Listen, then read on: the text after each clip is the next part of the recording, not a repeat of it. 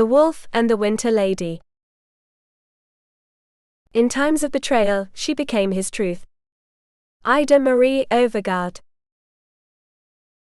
Summary. England, winter of the year 1100. In a kingdom shaped by the uncertain power of William II, and by the constant disputes among barons, the life of Lady Arielleth unfolds under the iron authority of her brother, the Baron of Morhollow, an ambitious lord, feared by many and utterly devoid of any notion of honor. She knows better than anyone the violence that rules that household, and has learned to survive in silence. When Draven of Wulfsen, called the Wolf, approaches the fortress of Morhollow to demand answers for a betrayal, he falls victim to an ambush. What follows? An unexpected rescue, a moment of courage Arielleth never believed herself capable of, binds their fates irrevocably.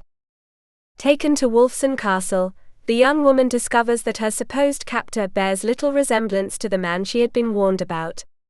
Draven is reserved, disciplined, and sparing with his trust, yet he is also just, loyal, and capable of a patience as surprising as it is intimidating. Between them, a bond is forged that defies feuds between lineages, and the old offenses that still demand redress. As tensions among the barons rise and Arielleth's past finally comes to light, she must choose between the fear that has always kept her subdued, and the new steady voice awakening within her. For honor does not belong solely to warriors, it can also be born of a woman's quiet courage. And on that uncertain frontier where loyalty decides the fate of kingdoms and families, Arielleth and Draven will learn that love when it comes does not save, but it transforms. Epigraph. Penelope, steadfast and wise, whose heart never wavered. Homer, Odyssey, 19.137-138. Prologue. Northern England, early January of the year 1100. The reign of William II, nicknamed the Red, was drawing toward its end, without having fully pacified the nobility that served him. After the campaigns in Normandy and the constant taxes demanded by the crown, the northern barons lived in a state of near-permanent tension. They claimed rights, borders, ancient prerogatives, and in the absence of royal intervention, they settled grievances among themselves with a speed and brutality that only force could allow. In that climate of inherited rivalries, fragile alliances, and honor perpetually at stake, two neighboring houses stood out for their open enmity, Morhollow and Wulfsen.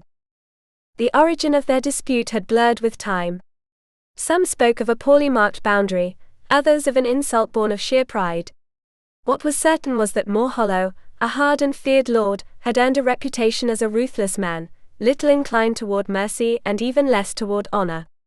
His lineage prospered more through intimidation than through virtue.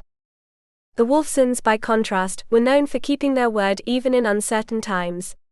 Draven, head of the family from a young age, had forged his name in war, a reputation as a man steady, reserved, and difficult to bend.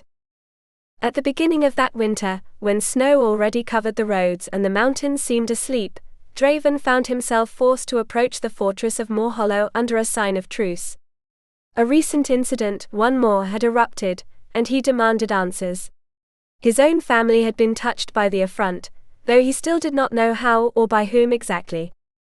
What he did know was that an aggression of such magnitude could not be left unexplained. In those days of distant kings and fragile laws, small acts could weigh as heavily as great battles. And that rescue, born in the frozen night of January, was the first of them. In times of a more attentive king, justice might have been served. But William II had other priorities to watch over: the disobedience of his own brother Henry, the uprisings in Normandy, the eternal need to levy taxes for wars that never seemed to end. Thus grievances among barons flourished like weeds along the borders of the kingdom. Driven by duty, and by something deeper, more unsettling, Draven decided to ride toward the fortress of Baron Morhollow under a banner of truce, hoping to obtain explanations that had until then been denied to him. He did not yet know that another kind of pain, very different, had been unleashed within those walls. The story began there, with a baron seeking answers. An enemy who knew no loyalty. and a woman caught between forces capable of unleashing a war. The journey, however, did not lead him to an explanation, but to an ambush. Chapter 1. Patience, my heart, you have endured far worse evils.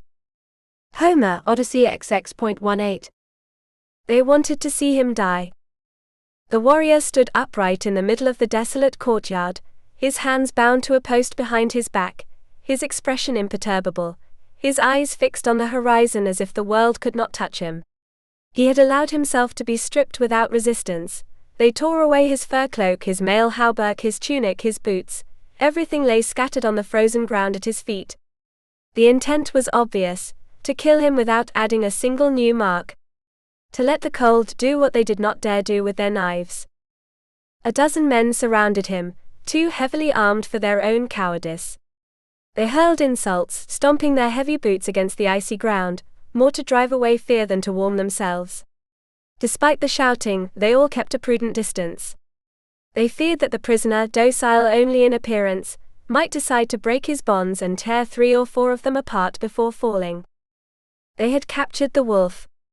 And the leader of the squad still could not believe his luck. Draven of Wulfsen, Baron and Lord of Men, had made a fatal mistake, arriving alone unarmed, trusting that Morhollow would honor the agreed truce. He had trusted too much in the weight of his name, and perhaps in the legends that painted him as nearly invincible. The captain watched him with growing unease. They had ripped away the white and blue feathers of his coat of arms, erasing every trace of his rank. Morhollow wanted him to die stripped of honor.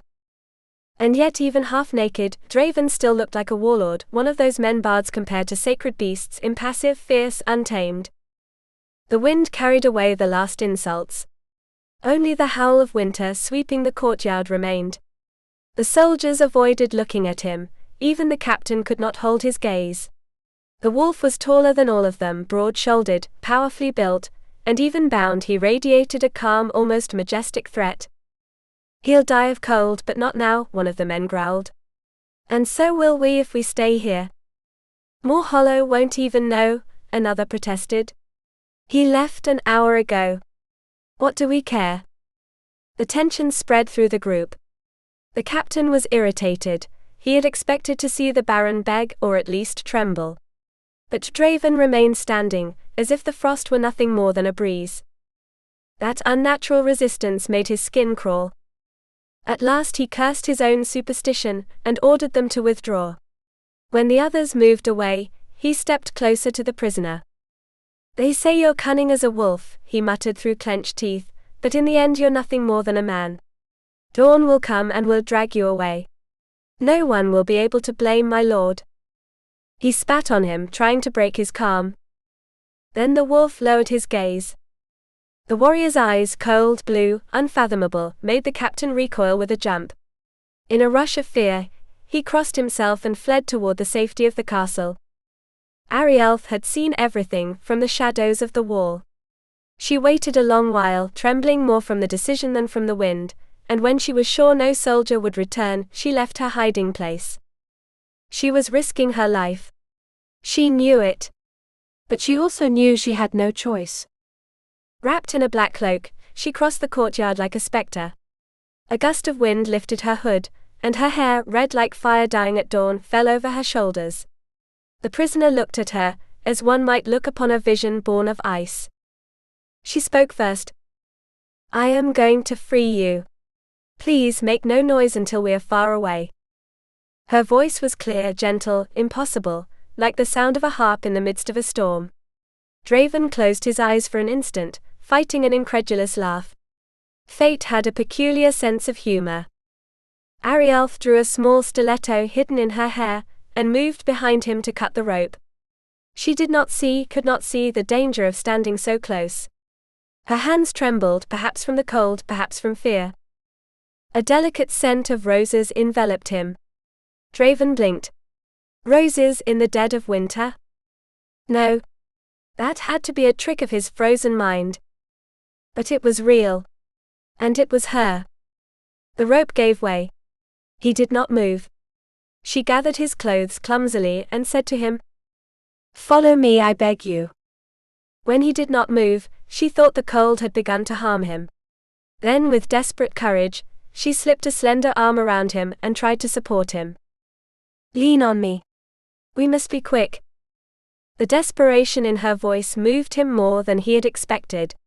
He wanted to tell her there was nothing to fear, that his men were already on the walls, but he kept silent.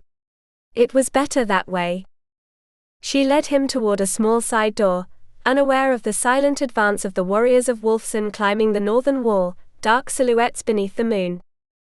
Inside, the corridor was narrow and damp. Arielleth opened another door, and gently pushed him into a windowless room lit by a handful of candles. A bed of straw, some old clothes hanging dust and cobwebs, refuge enough for a dying man. "I prepared this place when I saw what they were doing to you," she whispered as she handed him his garments. "My name is Arielleth. I will stay with you until dawn.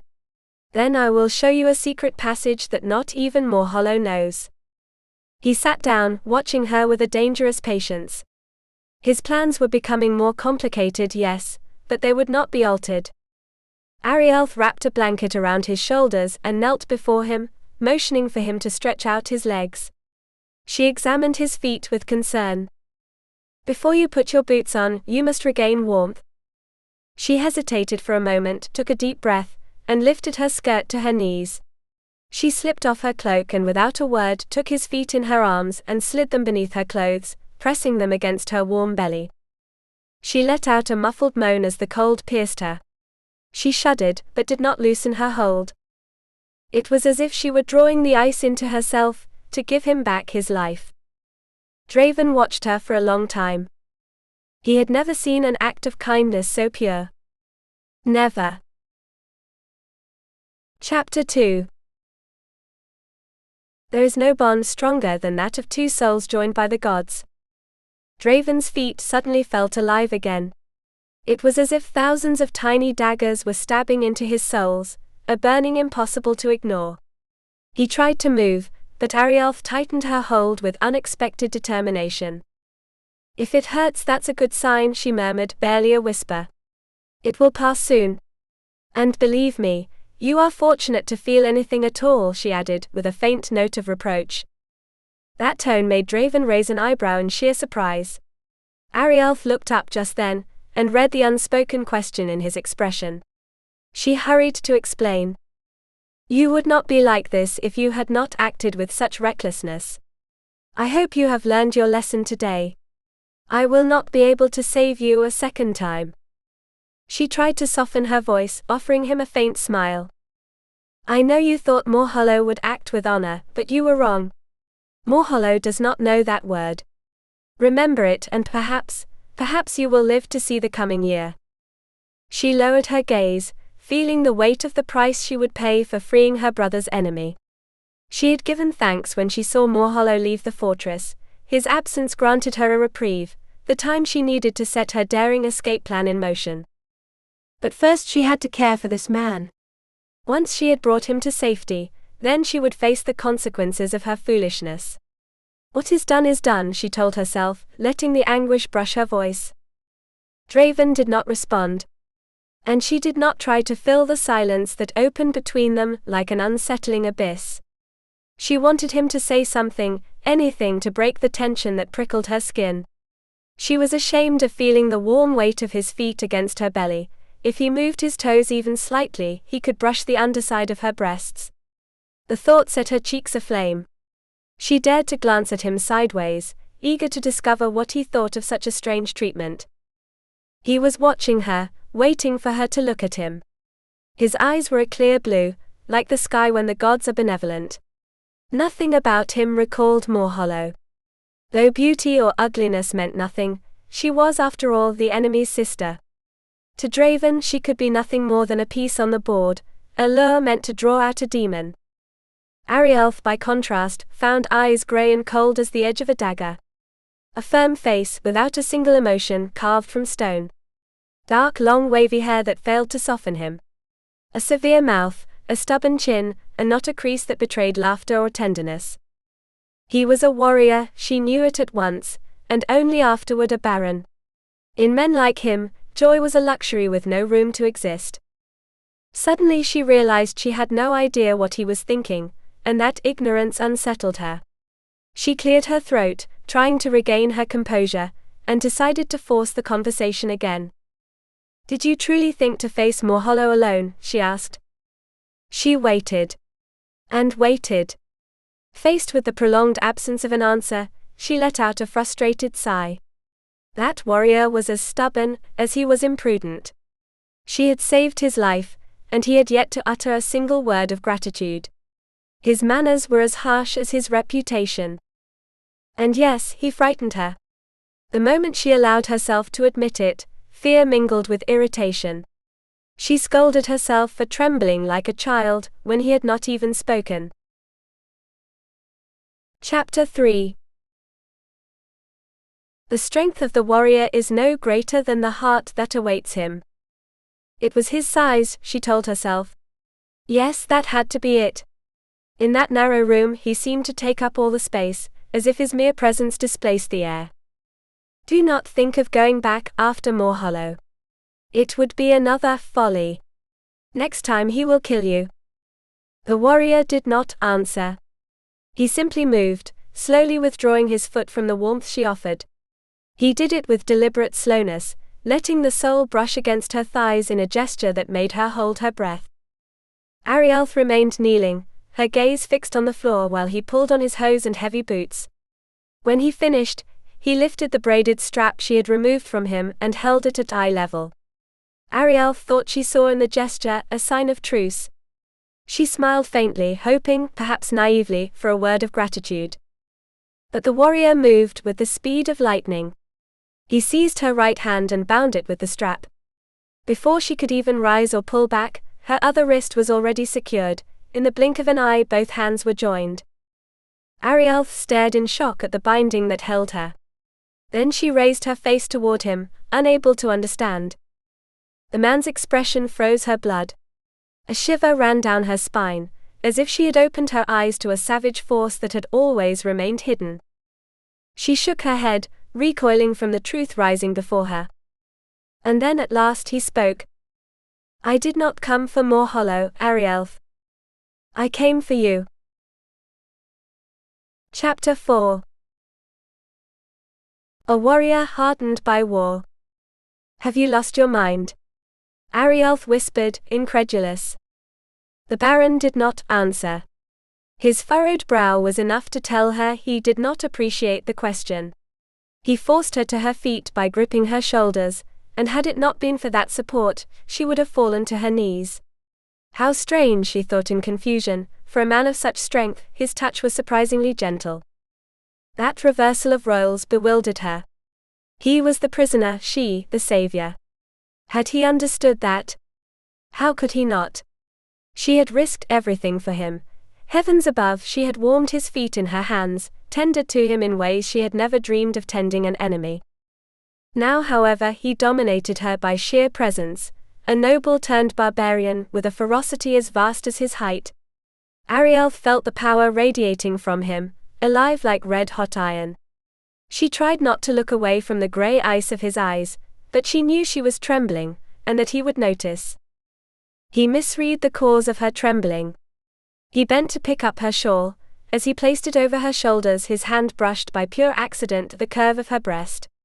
She recoiled at once, wrapping herself as if the cloth were a shield. That retreat hardened the Baron's frown even further. He took her hand, and without a word, dragged her along the shadowed corridor by which they had come.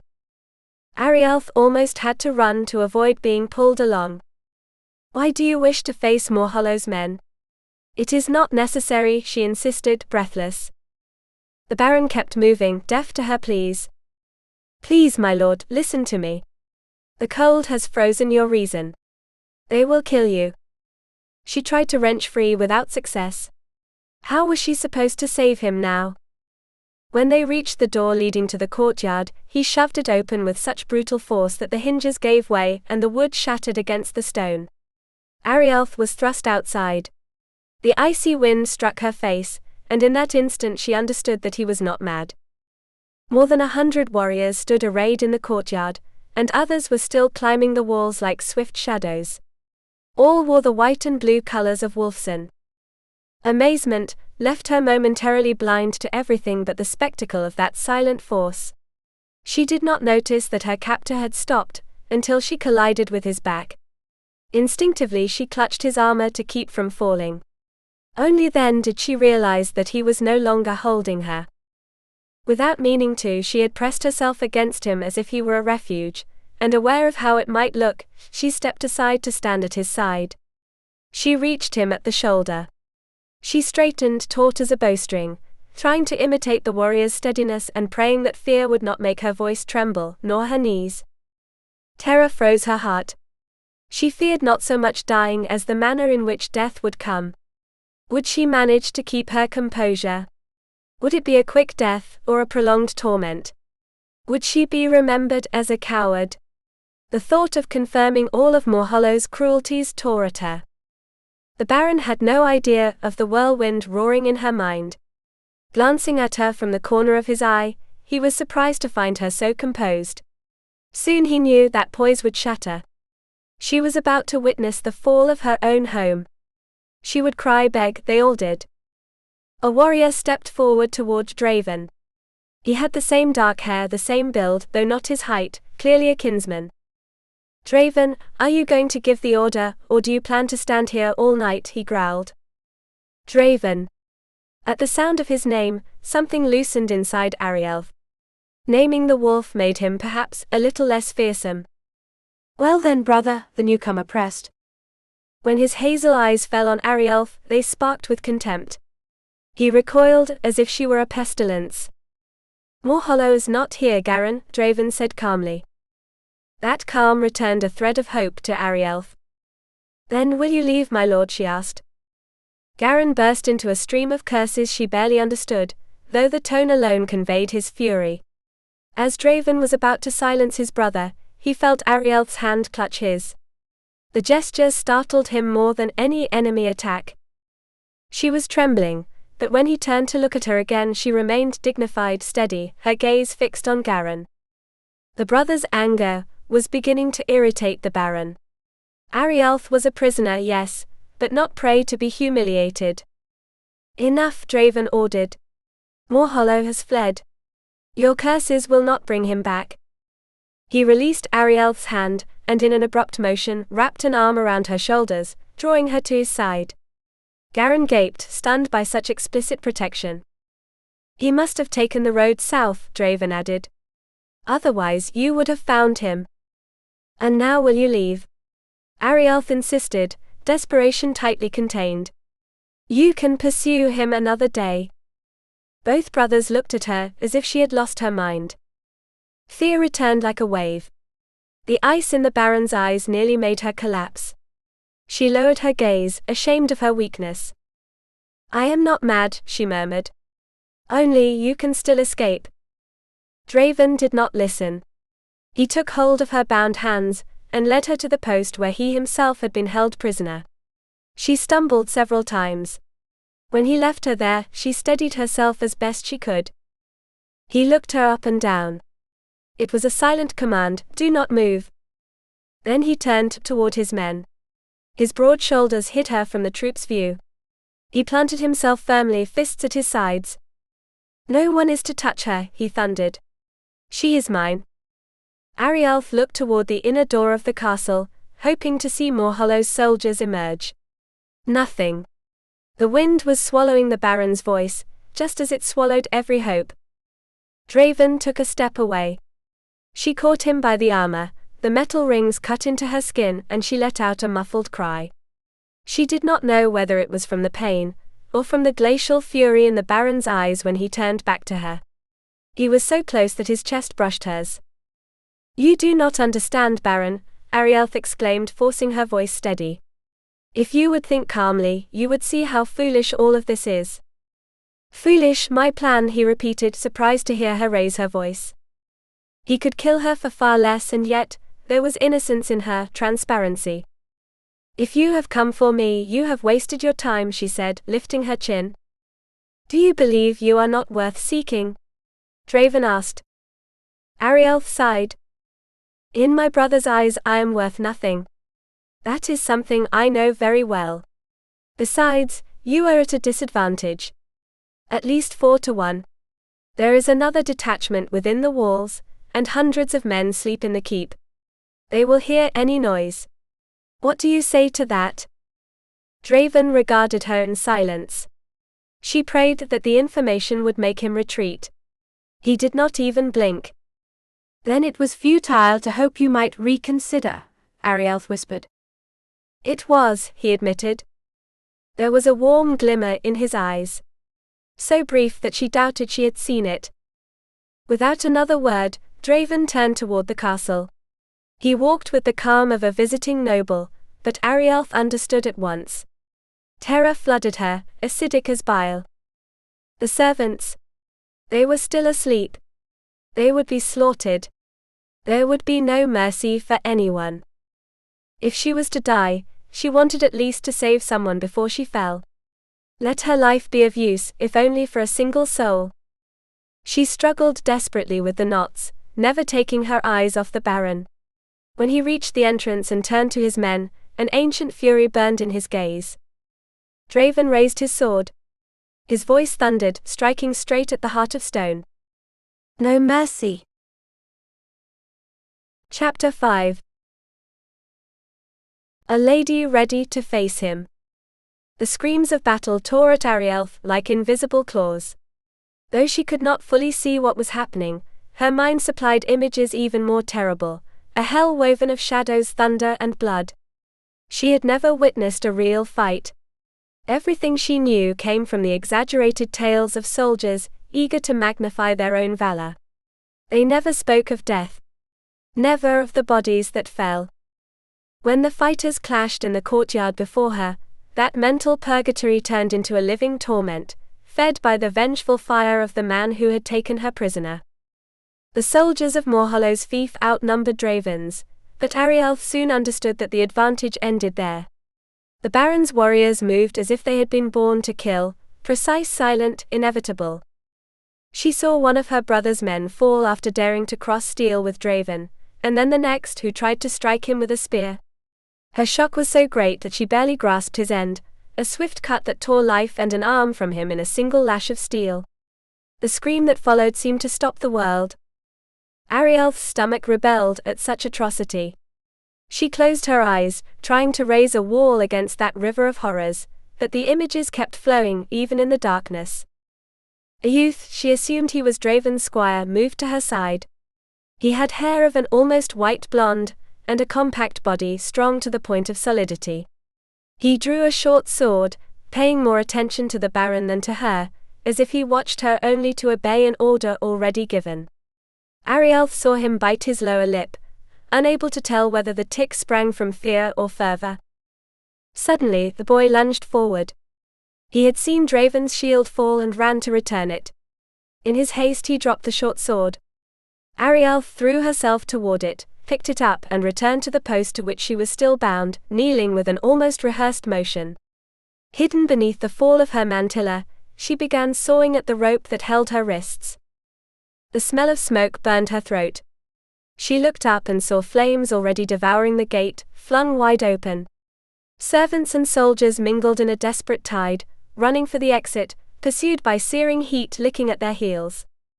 Alwyn, the elderly son of the Saxon officer Morhollow, had reduced to servitude, forced his way toward her. His face was streaked with tears, his shoulders bowed by anguish. I thought they had killed you, my lady," he whispered as he helped her up. He took the short sword from her, and deftly cut the rope that held her. Once free, Arielleth gripped his shoulders. Go, Alwyn. This is not your battle. Run. Your family needs you. And you. Go, she urged, pushing him. Before it is too late. Her voice, hardened by fear, left no room for objection. Alwyn was a good man, bent by years and by an unjust fate. She would not condemn him to death as well. Come with me, Lady Arielleth, he begged. I can hide you. She shook her head vehemently. My presence will only draw the Baron. You have better chances without me. Do not argue. Run. Alwyn murmured a blessing, returned the short sword to her, and headed toward the gate. He had barely taken a few steps when he was struck down by Garin, the Baron's brother, advancing blind with the frenzy of battle. The old man fell to the ground, and was just beginning to rise when Garin turned toward him, sword raised, believing he saw another enemy. The warrior's intent was clear as thunder. Arielleth screamed and ran to place herself in front of Alwyn, spreading her arms as if her body might serve as a shield. "Back!" Garin bellowed. "Step aside." "No," Arielleth replied. "You will have to kill me first." Fury twisted the warrior's face. She believed he was capable of doing it, without hesitation. Then Draven saw the scene and ran toward them. He knew his brother's temper, but he also knew his loyalty. Garin would never break a direct order. And Draven had been clear, no one would touch Arielleth. The servants who had failed to flee clustered behind Alwyn, seeking shelter. Arielleth held Garin's gaze with a calm she did not feel. Draven arrived just in time to witness her strange defiance. She lifted a hand to brush the curls from her neck, and with reckless serenity, invited Garin to strike her there swiftly, if he truly wished to do so. Garin lowered his sword, bewildered. She did not change her expression. Her eyes turned to Draven. "Does your hatred for Morhollow extend to his people as well?" she asked. "Will you kill innocents forced by law to serve him?" Without waiting for an answer, she bent to help Alwyn to his feet. "They say the Baron of Wulfsen is a man of honor. Stay with me, dear friend. We will find out together." Suddenly aware that she still held the short sword, she hid it beneath her cloak with a clumsy motion, tearing the edge of the fabric to secure it unseen. To distract attention, she raised her voice. "All of them protected me. I would die before allowing you to touch them.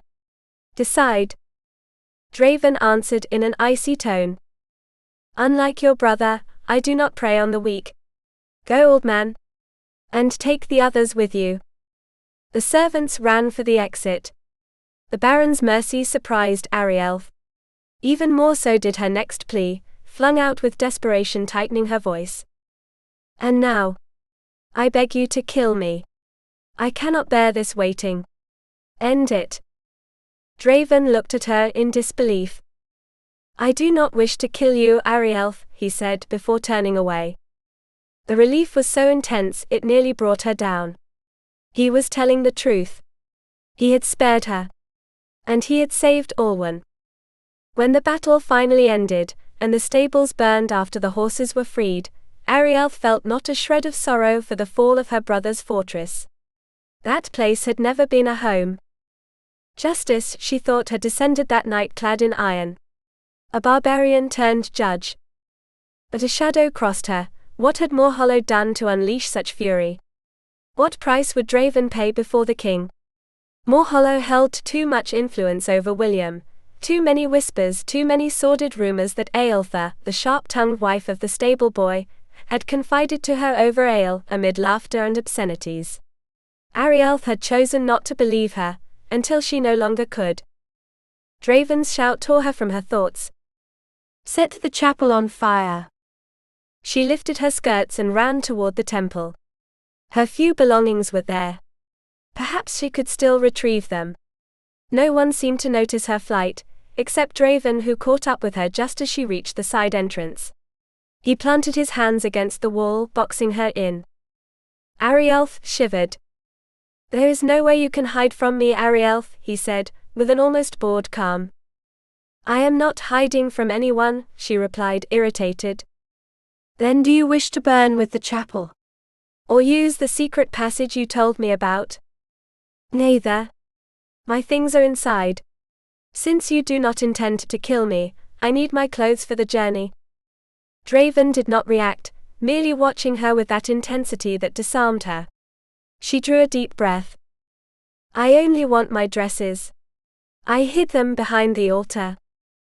Do you expect me to believe you lived here?" Arielleth wished she had the courage to tell him. She did not care what he believed. But she forced herself to remain calm. "I did not live here. I only hid my things to flee at dawn." The Baron frowned, incredulous. The idea of a lady traveling alone in the depths of winter was absurd, and he knew it. But he merely said, "Go and get them." Arielleth blinked, stunned. Was he letting her go? "Then I may leave the fortress?" she asked, and her voice trembled. "Of course you will leave it," Draven granted, with a barely visible smile. The sudden shift unsettled her. But she slipped free of him, and ran toward the back of the chapel. The Baron followed. The small satchel was still where she had left it. She lifted it, relieved, and turned back toward the warrior, only to see surprise reflected on his face. "Did you not believe me?" she asked, as incredulous as he was. Chapter 6. Honor led him to her. Draven frowned, turned, and left the chapel. Arielleth followed him with unsteady steps, her hands trembling uncontrollably. The horrors of the battle, the blood, the bodies, the stench of iron and ash, were beginning to settle into her spirit like a bitter stone. An instant after leaving the temple, she saw Draven's men hurl lit torches inside. The flames roared like hungry bears, devouring the chapel with savage voracity. Arielleth watched the blaze for a long while, until she realized she was clutching Draven's hand. She jolted and tore herself away from him. When she turned, she saw the horses gathered in the courtyard. Many warriors were already mounted. At the center, imposing, stood a magnificent white stallion, a full 2 hands taller than any other animal. The young blonde squire tugged at the reins with little success. That steed, proud as a winter god, could belong to no one but Draven. The Baron gently urged her toward the animal. The gesture made her shiver, yet her feet began to move at once. The closer she drew, the deeper a dark premonition grew within her. He was not going to let her go. She drew a deep breath, trying to clear her thoughts. She was too shaken to put her fears in order. Surely she was exaggerating. Why would he take her with him? She was nothing more than an insignificant piece on the board of his vengeance. She needed to hear it from his own mouth. "You do not intend to take me with you," she blurted, her voice tight, unable to hide its tremor. Draven approached without answering. He snatched the small satchel from her and tossed it to the squire. That was the answer she had expected, the indifference of the victor. He mounted with the agility of a wolf, leaping onto a crag, and extended an arm toward her. Arielleth stepped back at once. She would sooner die than climb onto that infernal beast. She knew herself too well. The first jolt would be enough to make her faint or scream like a child. And she would not endure such humiliation. Death would be more dignified.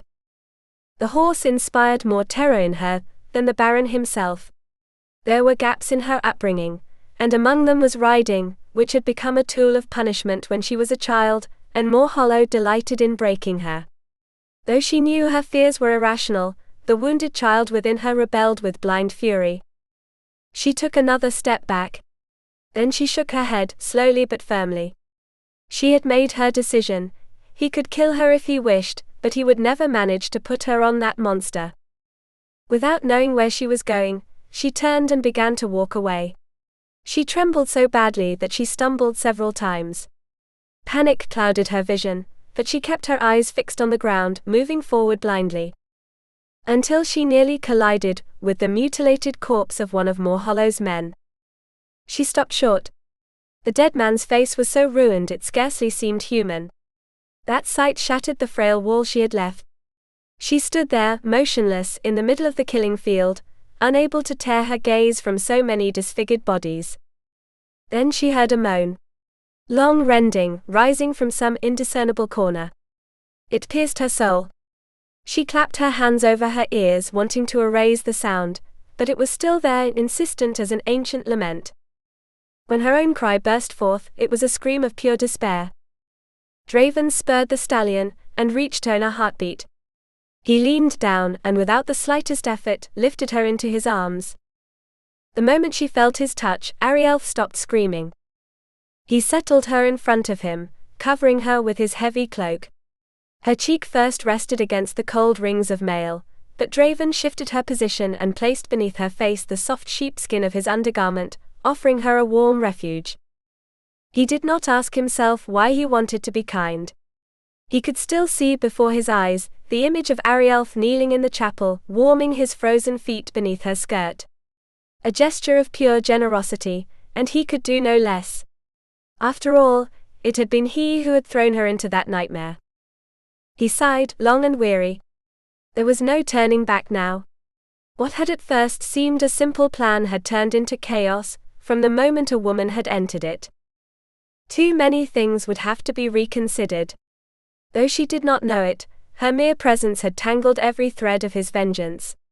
In a way that irritated him and in part unsettled him, he knew he would not let her go.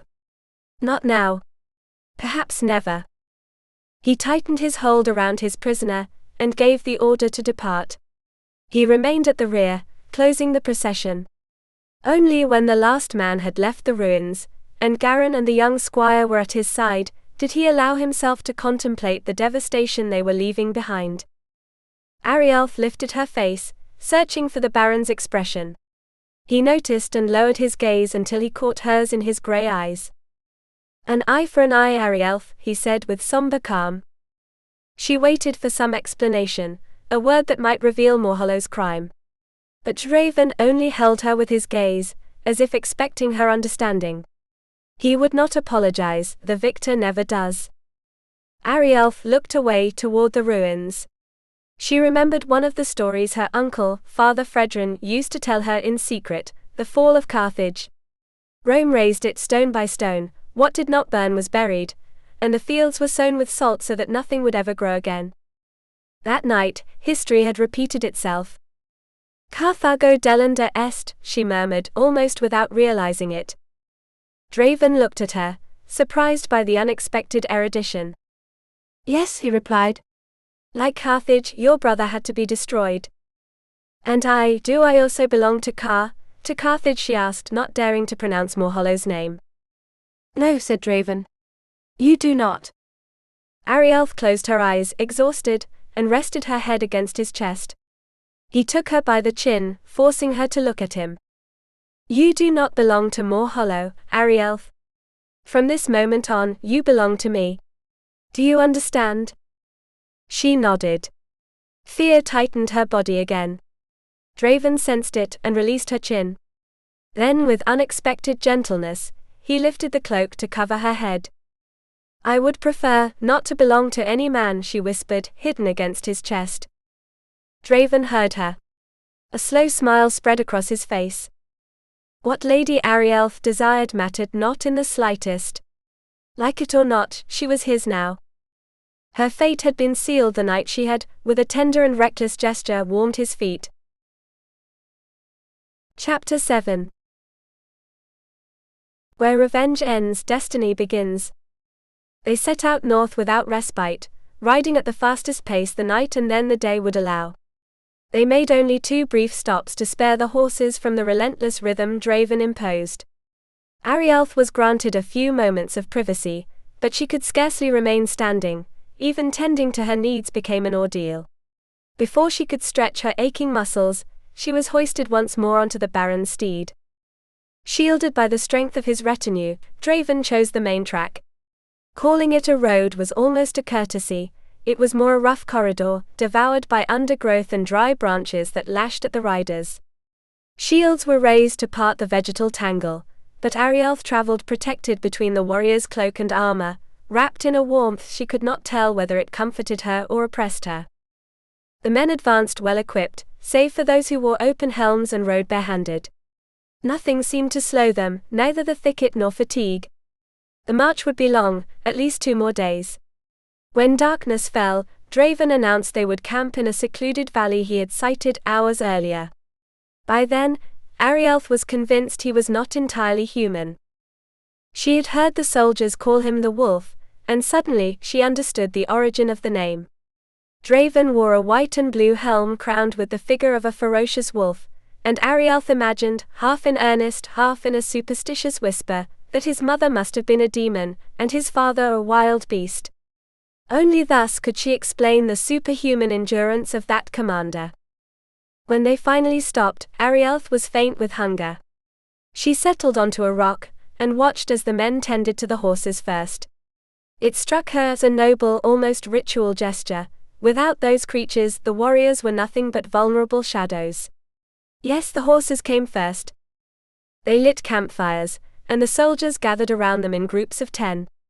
Before long, 30 fires burned, sketching silhouettes bent by weariness. The food was meager: hard bread, yellow cheese, and horns of brackish beer they barely tasted. They had to remain alert. There deep in the thicket, prowlers and hungry beasts lurked like in an old bard's tale. Arielleth's care was entrusted to Draven's squire Tomrich, a somber-faced youth who did not seem pleased with the task. Even so, she clung to a single comforting thought: every mile traveled north brought her, however by a crooked path, closer to her own destiny. Before Draven's attack, Arielleth had planned to flee to her cousin Merowyn's home. Now she saw the madness in that purpose. With the old, unsaddled mare that barely tolerated her weight, she would not have made it even a day. Without provisions, without a strong mount, without reliable directions, the hazy memory Alwyn offered was not enough. Her attempt would have been a merciful suicide. Even so, she did not entirely give up. Hope was the only thing she had left, and she clung to it like a relic. If Draven truly lived near the Scottish border, how far could it be to her cousin's dwelling? A day? 2? Perhaps the rest could be done on foot. She decided not to let fear bend her. She needed 3 things: a suitable horse, provisions, and God's blessing. She changed the order as soon as she saw Draven at the center of the camp: first God and then the horse. Because the greatest obstacle was not the road, nor the distance, but him. Draven. Half man, half wolf. He had not spoken to her since they left the fortress of Morhollow. That cold declaration, "You belong to me," had left her trembling. What did it truly mean? She wished she had the courage to ask. But he maintained that icy distance, that imposing presence that disarmed her. She was exhausted. She would think about her escape, after sleeping a little. Escaping was the duty of any captive, wasn't it? Her lack of practical skills overwhelmed her.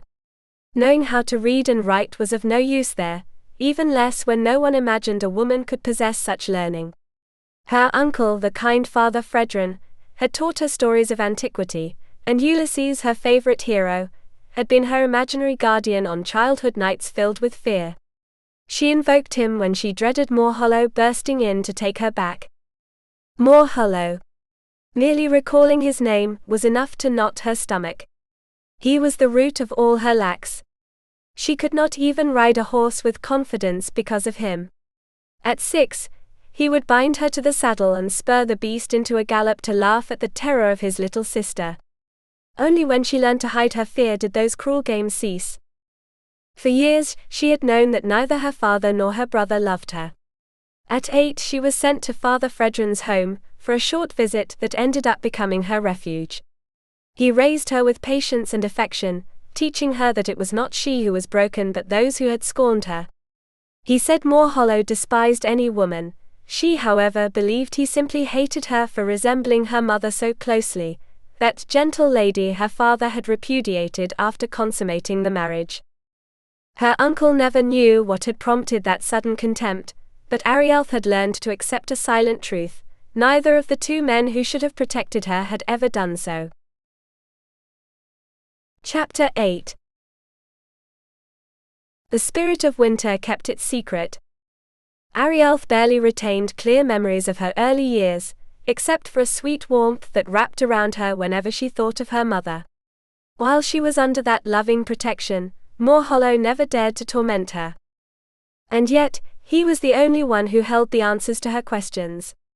Maybe one day he would deign to speak to her, perhaps then she would discover the truth, and with it an unlikely comfort. Could what had been broken between them ever be repaired? Enough.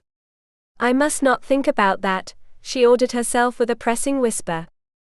She rose from the rock where she had been resting, and began to wander through the camp, trying to stay away from the warriors. When she ventured toward the forest, no one followed.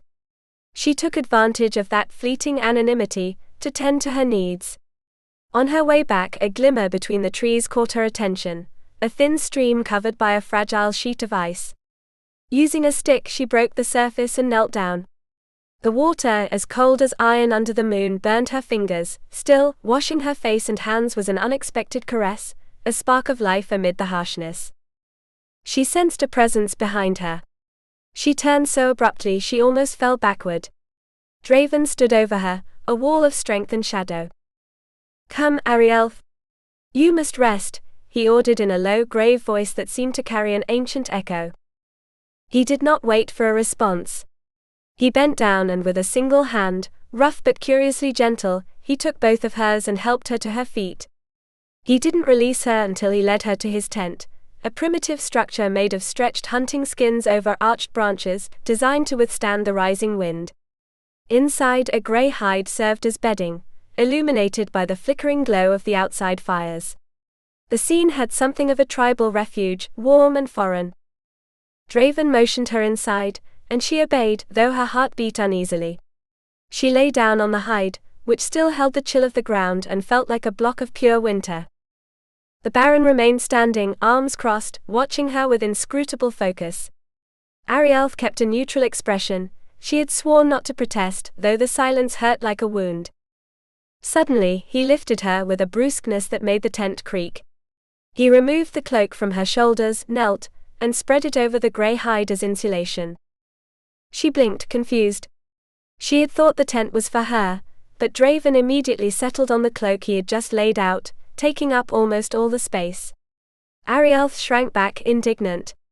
Was this why he had carried her cloak all the way from the fortress? To use it as his own mattress? She turned to leave, furious. She didn't take a step before Draven caught her with the speed of a predator.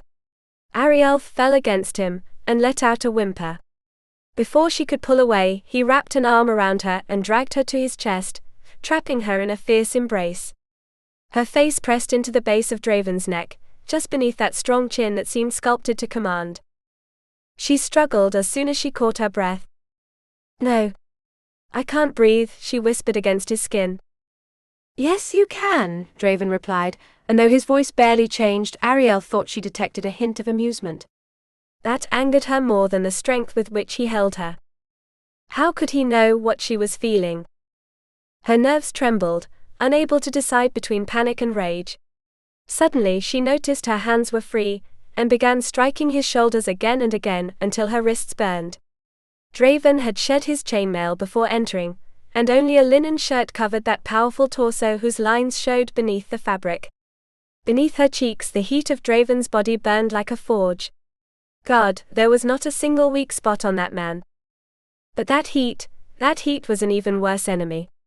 It seeped into her, wrapped around her, and before she knew it she had adapted to it, seeking a closeness she didn't understand. He smelled of skin, of warrior, of something wild and clean at the same time, and Arielle's heart began to race in a frantic dance.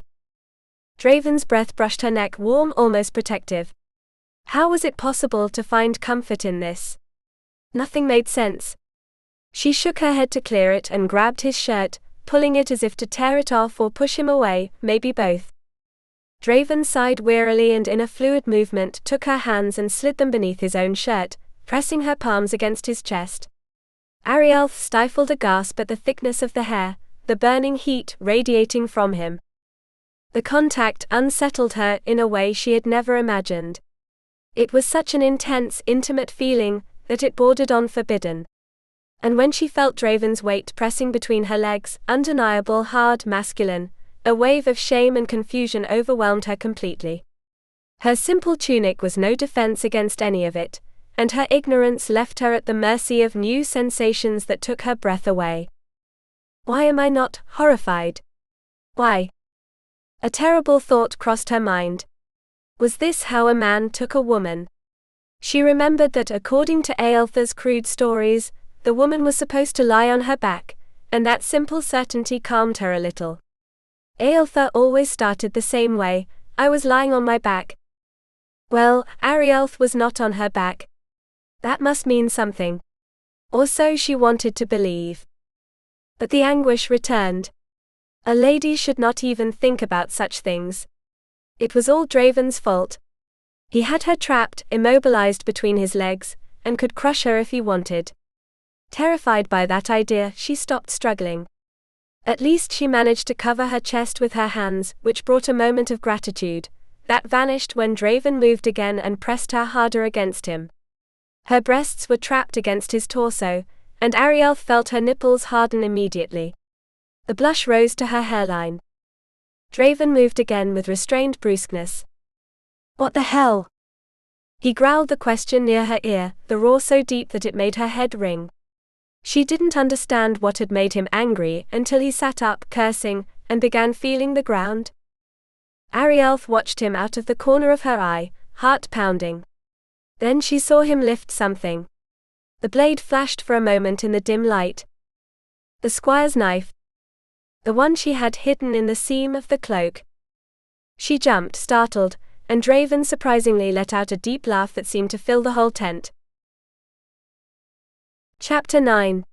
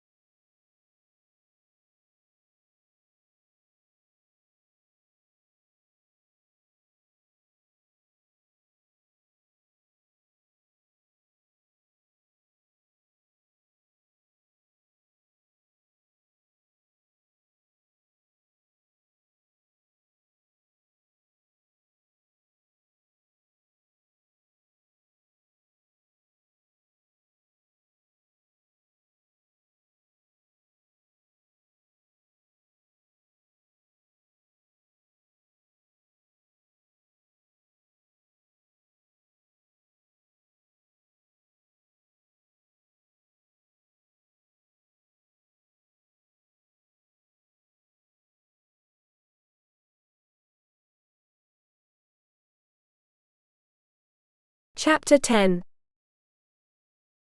Like Odysseus and Penelope, where one is the test and the other the patience. Arielleth startled, bumping against his chin. Draven's patience hung by a thread. Perhaps she shouldn't have spoken to him. I have never forced a woman, Arielleth, he said, his voice deep as an ancient oath. Your virtue is safe. Now sleep. Never, she whispered. Never, he thundered, with a sudden outburst that made her blink. And yet, Arielleth chose to believe him. It was strange to admit, but beside him she felt sheltered, as if an invisible guard watched over her sleep. She was convinced he would not harm her while she slept. Weariness wrapped around her little by little, like a gentle fog. She moved closer to Draven without thinking, and heard him growl when he turned his back to settle down, wondering what the hell was still bothering him.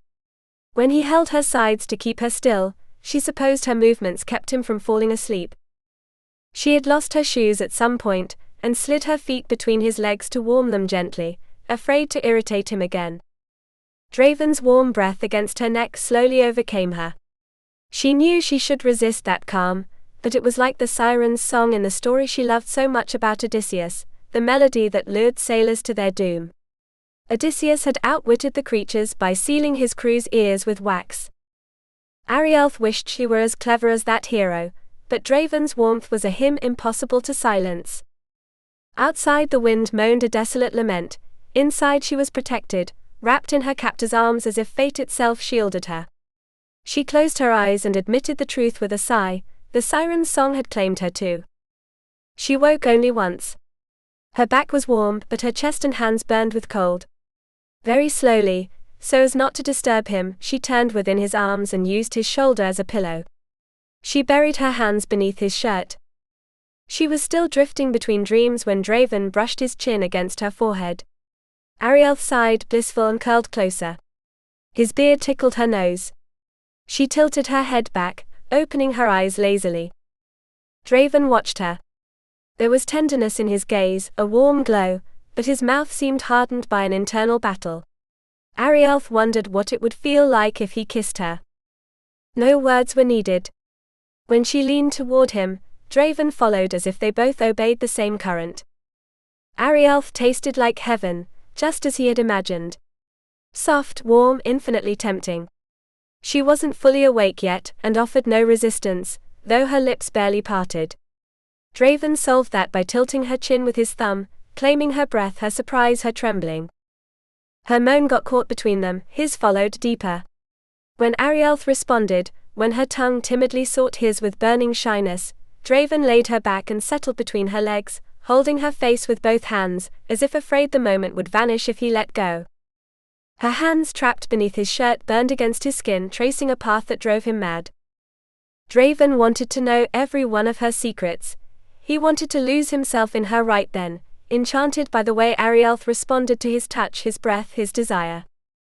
The kiss deepened, urgent, and Draven realized he was on the verge of losing control. He kissed Arielleth's mouth again and again, claiming her as if the dawn depended on it. It wasn't enough. It would never be enough. It was the most devastating kiss of his life, and he would have continued if she hadn't started trembling. A murmur escaped her throat, so sensual he felt his last defenses falter. He pulled away sharply, breathing deeply as if emerging from a whirlwind. Arielleth lay there, eyes closed, breathing unevenly. Shame hit her immediately. What had she done? She felt bold, shameless, and Draven's somber frown didn't help. She was sure she had disgusted him. Tears burned behind her eyelids. Draven, her voice trembled. He didn't answer, though his breaths revealed he was listening. I'm sorry. Draven turned toward her, surprised by an apology that made no sense. The pain of desire was almost unbearable, and his voice came out rougher than he intended. Why are you sorry? She curled up, turning her back to him. She was trembling, and he nearly wrapped his arms around her, pulling her back. When she finally spoke, her voice was a thread. For taking advantage of you. Draven blinked, incredulous. It was the most absurd apology he'd ever received. A slow, disbelieving, almost amused expression relaxed his frown. If she hadn't sounded so genuinely tormented, he would have laughed. Something inside him, that impulse to protect her, held him back. He sighed. Hearing it, Arielleth thought he was rejecting her. "I promise it won't happen again," she said, voice breaking. Draven wrapped his arms around her waist, and pressed her against him with a firmness bordering on ritual. "You're wrong, Arielleth. It will happen, and it will happen again."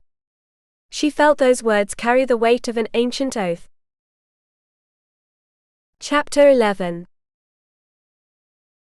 A vow born on the coldest night. Morhollow rode half a day's ride from Draven and his warriors' camp. Fortune, fickle and cruel, had sided with him that night. The full moon lit the paths, allowing him to advance without stopping. His soldiers, tough men, well seasoned, as capable as those of Wulfsen, did not protest the sudden change of course. The Baron's wrath was enough to keep them silent. A distraught servant had caught up with them in the dead of night, stammering news of the outrage committed by Draven. They returned to the fortress only to find the message the Baron of Wulfsen had left them: a line of mutilated bodies, the guards still defending the walls reduced to a grim warning. The air reeked of blood and menace. Morhollow's men gazed upon that horror, and in a strange tacit agreement, felt united by the same wound, the same thirst for revenge. Each swore to be the arm that would bring Draven down. That they had all taken part in the betrayal against Wulfsen before seemed irrelevant. Their memory was selective, and their sense of honor as malleable as clay. The only thing that mattered now was to satiate their lord's fury. And Morhollow had two reasons for the hunt. The first was the most urgent: his intrigues were about to be exposed.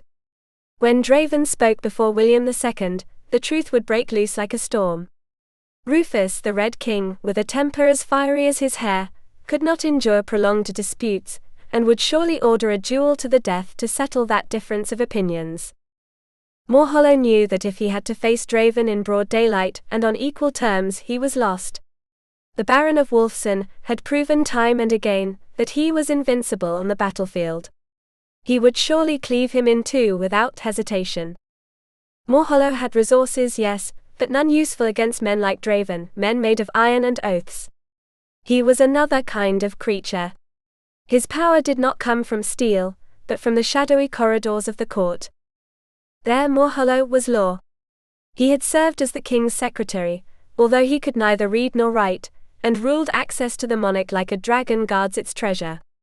No man without royal titles entered the sovereign's presence without first placing coins in his hands. He opened doors, he closed them, and his purse grew fat with every plea. If his betrayal against Draven became public, he would lose everything: wealth, influence, and the veil of respect that still protected him. But there was a second reason. A more intimate reason. Darker. Arielleth. His sister by blood had barely returned home 2 months ago. And the memory Morhollow kept of her, a scrawny child with eyes too large and stubborn lips, had little to do with the young woman who had reappeared under his roof. The transformation left him speechless. The awkward being who always tripped over her own legs had become a radiant beauty. A beauty that even outshone her stepsisters Isolde and Clarion, so coveted at court.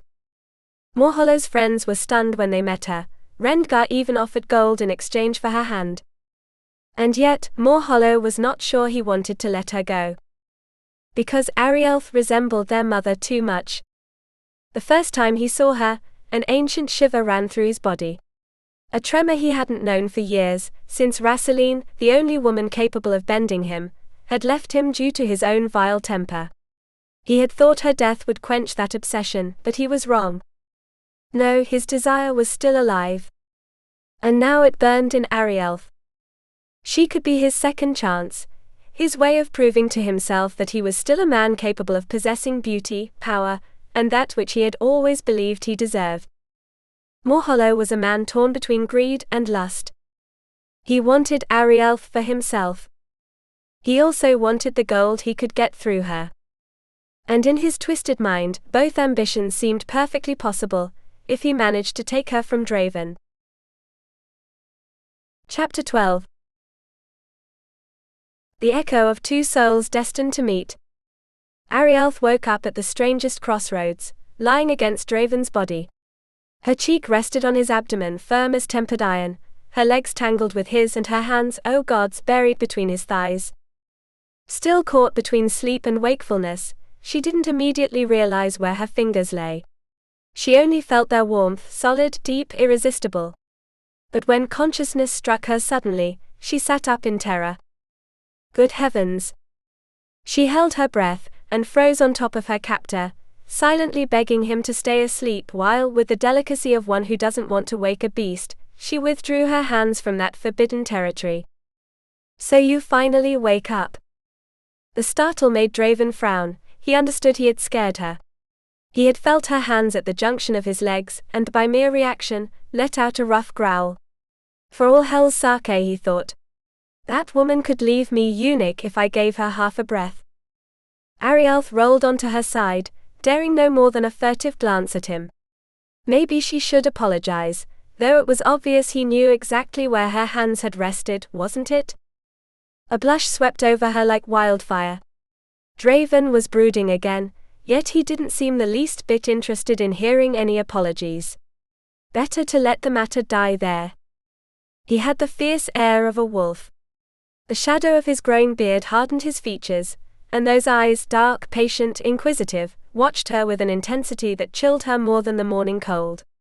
He still held her shoulders. And Arielleth remembered how he had kept her warm all night, without taking advantage, without harm. He could have. He could have done many things.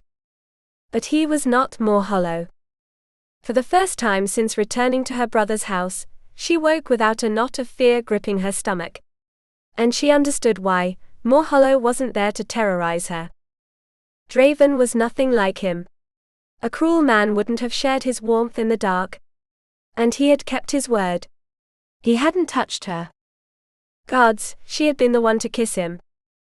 The memory struck her with crystalline clarity, making her heart pound. Fortunately, she knew how to hide her emotions. She was sure her face betrayed none of the storm raging inside. Draven, however, seemed to read her like a warrior reads the battlefield. In his eyes she had seen fear, shame, and, yes, also relief. He was trained to detect even the slightest hesitation in others. Survival depended on it. And Arielleth unknowingly had already shown him much. Her effort to stay in control, her emotional discipline, and that single crack the night before when she had screamed in anguish upon seeing Morhollow's vassal's mutilated body. Draven uncovered her secrets one by one. And what he saw, far from displeasing him, puzzled him, and drew him in. He pulled away from her. If he stayed close, the temptation to take her in his arms and kiss her would be too strong. Suddenly, he longed with a nearly painful urgency to reach his fortress. He would not rest until he had her safe behind his walls. He stood, stretching like a wolf at dawn. The sun was breaking through pale clouds, too thin to melt the frost covering the ground. There was much to do before setting out. The cold bit sharply, but the wind had a vivifying edge he liked. Arielleth already sensed they would leave soon. She put on her shoes, shook out her skirt and fastened her cloak, aware she needed to tidy her appearance a little. She went in search of Tomrich the squire, who was preparing Draven's stallion. She kept a prudent distance from the huge animal, forcing herself to raise her voice to be heard, and thanked him politely when he tossed her the small pouch. She only intended to rinse her eyes, but the clear water proved too tempting. She used the scented soap she carried to wash quickly, then changed clothes. The icy air bit her until she shivered. She dressed in a pale yellow ankle-length tunic, and over it a golden one down to her knees with a blue border on the sleeves. When she finished, she bent over the water to undo the knots in her hair. Now calmer, with a clear mind, she returned to the essential question: why had Draven taken her? He had said she belonged to him. What did that mean? She didn't dare ask.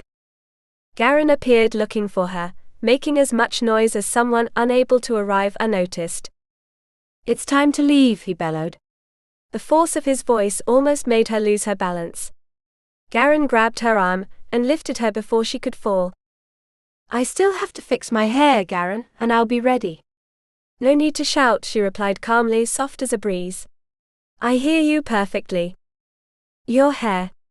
Still. The young man fell silent, staring at her as if she had lost her mind. You're a prisoner, for heaven's sake. Yes, I suspected as much, she answered serenely. Does that mean I can't finish doing my hair? Are you provoking me? He exploded. Lady Arielleth, your situation is precarious enough. Are you so foolish you don't understand that? She shook her head slowly. Why are you so angry with me? You're always shouting. Is that your habit, or is it because I'm Morhollow's sister? Garen's face flared like a wildfire. Arielleth felt bad for irritating him, though she decided to keep working on her hair. If she could exasperate him enough, maybe she'd get a clue about her fate. It was much easier to read Garen than her brother. And much easier to handle, if one acted with cunning. Why did you make me a prisoner? She asked, with a firmness that surprised even herself. He blinked, unsettled by her boldness. Your brother set the rules of this war. You know that well enough. No, I don't. Explain it, she asked in a calm voice. I want to understand. Why pretend innocence? All England knows what happened these years. Not all, Garen. I returned to my brother just 2 months ago. Before that, I lived in a remote place. Yes, I know, he snorted. You lived with that renegade priest, didn't you? Chapter 13. When destiny is written upon snow and steel. Arielleth felt her calm shatter. Garen's accusation, so insolent and sure, made her blood boil. Did all of England really believe that infamous rumor? Unaware of her anger, Garen continued with cold determination. Listen carefully. I'll tell you the truth, and afterwards you won't be able to feign ignorance. Morhollow's soldiers attacked 2 border posts of Draven's vassals. There was no reason, only blood, women, children. Morhollow pretended friendship until his men crossed the gates. Arielleth felt a cold pang. She knew well what her brother was capable of, yet she still didn't understand why. What was he after? She asked, forcing her voice to stay steady.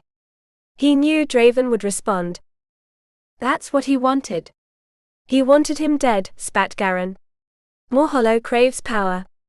He fears only one man in all England, Draven.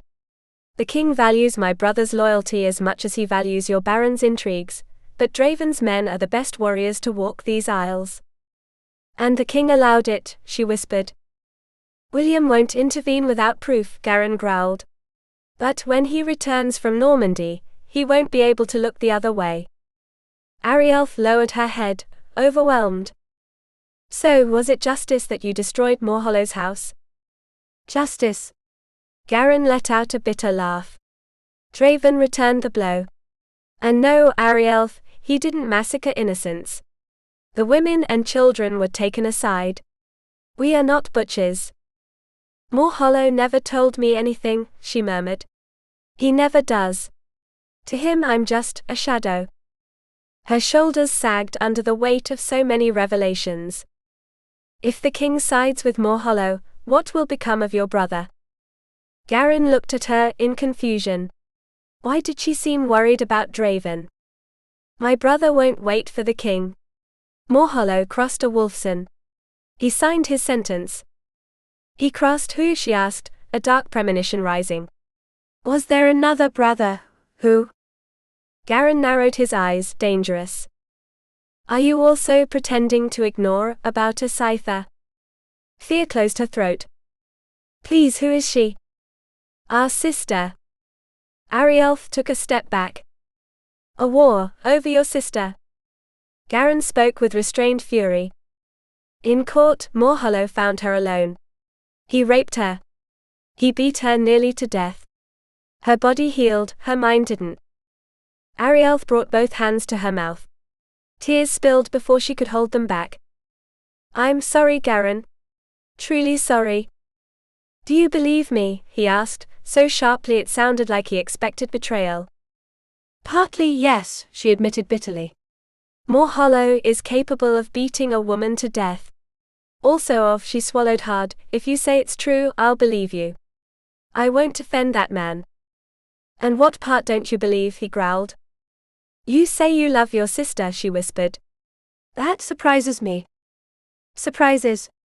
Garin grabbed her shoulders, forcing her to look at him. Of course we love her.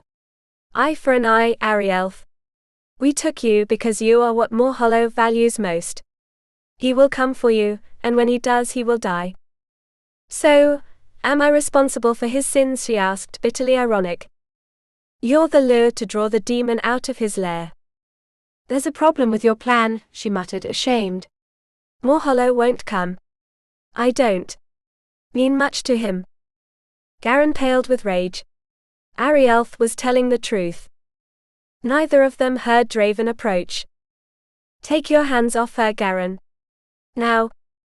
The young man obeyed immediately. Draven stepped forward, his face hardened, determined to find out why Arielleth was crying. But she stepped in. He didn't hurt me, she said hoarsely. He was just explaining what use I am to you. That's all. Before Draven could respond, Arielleth grabbed her pouch and announced, It's time to leave. When they reached the clearing, Draven motioned for her to mount. He continued dressing, until something in the corner of his eye forced him to turn his head. She had refused. 3 times. And then, she turned and began walking toward the forest. Arielleth! His roar froze the air. She stopped but didn't lower her gaze. Get on the horse. Now. The warriors fell silent, expectant, as if even the wind held its breath. Arielleth understood that Draven could not give in to them. His authority was law. So she walked toward him, her skirt gathered between her fingers, determined to speak quietly enough that no one could hear. I won't go with you, Draven. Morhollow won't come for me. You're wasting your time. Leave me here. And survive alone, he murmured, barely a whisper. You wouldn't last an hour. I've survived worse things, my lord, she replied, standing tall, almost defiantly. I've decided. I won't go. Arielleth, his words cracked like ice breaking. If a man disobeyed an order of mine like you just did, he wouldn't live to tell about it. When I give an order, I expect obedience. Don't shake your head again or, his voice turned sharp, I'll drag you to the ground and teach you with my hands what it means to defy me. Chapter 14. On the threshold of the north, her legend was born. It was a clumsy bluff, and Draven knew it the moment the words escaped her lips. He was still holding Arielleth by the arm. Only when she clenched her teeth in pain did he realize he was hurting her. He immediately let go, expecting her to obey on the spot. But Arielleth didn't move. She simply looked at him with a calmness that was almost majestic, and spoke with a quietness that chilled the warrior. I'm used to being thrown to the ground, she said. Do what you want. When I get up, you can do it again. Those words unsettled him. He knew she wasn't lying. A dark frown crossed his face. Only one man would have dared treat her like that. Morhollow. Why did your brother, he began, furious. It doesn't matter, she cut him off, already regretting having revealed too much. She didn't want pity. Only silence. Only peace. Draven exhaled, a sigh that seemed to carry years of rage. Mount, he ordered softly. Mount my horse, Arielleth.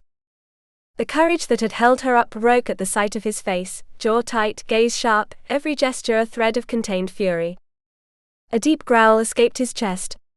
With brusque gentleness, he turned her toward the imposing stallion waiting nearby, then gave her a slight push. You've given me another reason to kill Morhollow, he murmured. She turned incredulous to ask for an explanation, but one look into his eyes told her she had reached the limit of his patience. There was nothing left to argue. She accepted defeat with a sigh that came straight from her soul, and walked toward the horse.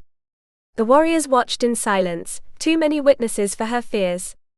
She tried to keep her posture upright, though her heart hammered as if trying to leap out of her chest.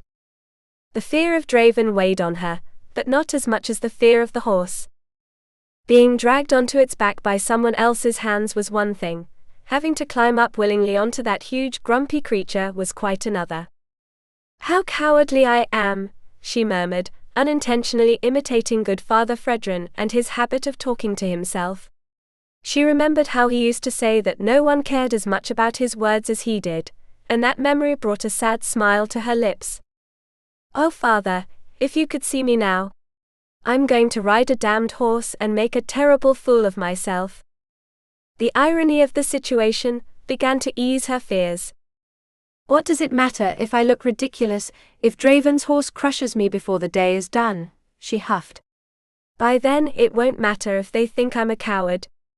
I'll be dead and well dead." That absurd logic calmed her a bit, until she noticed the animal watching her. And not with sympathy. It struck the ground with its hooves, blowing air through its nostrils like an irritated dragon. The horse had exactly the same temper as its owner, Arielleth concluded. Gathering all her courage, she approached its side. The animal turned its body to push her away. She tried to reach the saddle, but a powerful neigh made her jump back. Arielleth planted herself in front of it, hands on hips. "You're bigger than me," she reproached it, "but not smarter." She silently thanked it at least for looking at her. She knew it didn't understand her words, but the beast's attention gave her strength. This time she cautiously moved forward, approaching from the front. She took the reins and forced it to lower its head. Then, leaning toward it, she began to whisper. Her voice was a sweet thread, a spell. "I don't know how to ride, and that's why I'm afraid. You're so strong you could hurt me without meaning to." She gently stroked its mane. "Your owner never calls you by name, but if you were mine I'd call you Silas." "Yes, Silas. Like the ancient spirits of nature, wild and untamed. It suits you." When she finished speaking, she softly released the reins. "Silas, your master has ordered me to ride you. Please stay still. I fear you more than I'd like."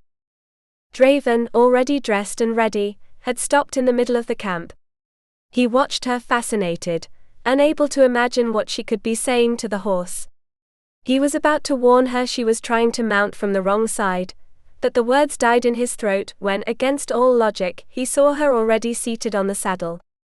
Something didn't add up, until he understood with a sigh that tightened his face even more. Arielleth was afraid. Truly afraid. Not just of the horse. Perhaps of everything. Chapter 15. Winter found them at odds, and left them bound together. The fickle stallion hadn't moved a single muscle to stop Arielleth, clumsy but brave, from climbing onto the saddle. Once up, she leaned toward him again to whisper something only forest spirits and animals understand. "Did you see the same thing I did?" Garin asked from behind. Draven nodded without taking his eyes off the young woman. A barely noticeable smile appeared at the corners of his lips. "Who do you think taught her to ride?" Garin pressed, laughing. "She doesn't seem to have the slightest idea." "Even clearer, Garin, no one has taught her," Draven replied. "And yet my horse doesn't seem bothered by her lack of skill." He shook his head and moved toward her. The young squire, Tomrich, approached from the other side. There was a mischievous glint in his freckled eyes. With the air of an expert he said, "You should mount from the left side, my lady." He took her hand as if to make her dismount and start over. But at that moment the stallion saw Draven and straightened, pawing the ground. Tomrich's hand shot away, and with it the boy himself. "Don't touch her again," Draven growled. Tomrich fell, sprang up and nodded shakily. Arielleth intervened, compassionate. "I only meant to learn. I wanted to help correct my mistake. I climbed up quickly and from the wrong side." The squire gave her a grateful look, before bowing to his lord. Draven accepted the explanation with a slight nod. Arielleth closed her eyes for a moment.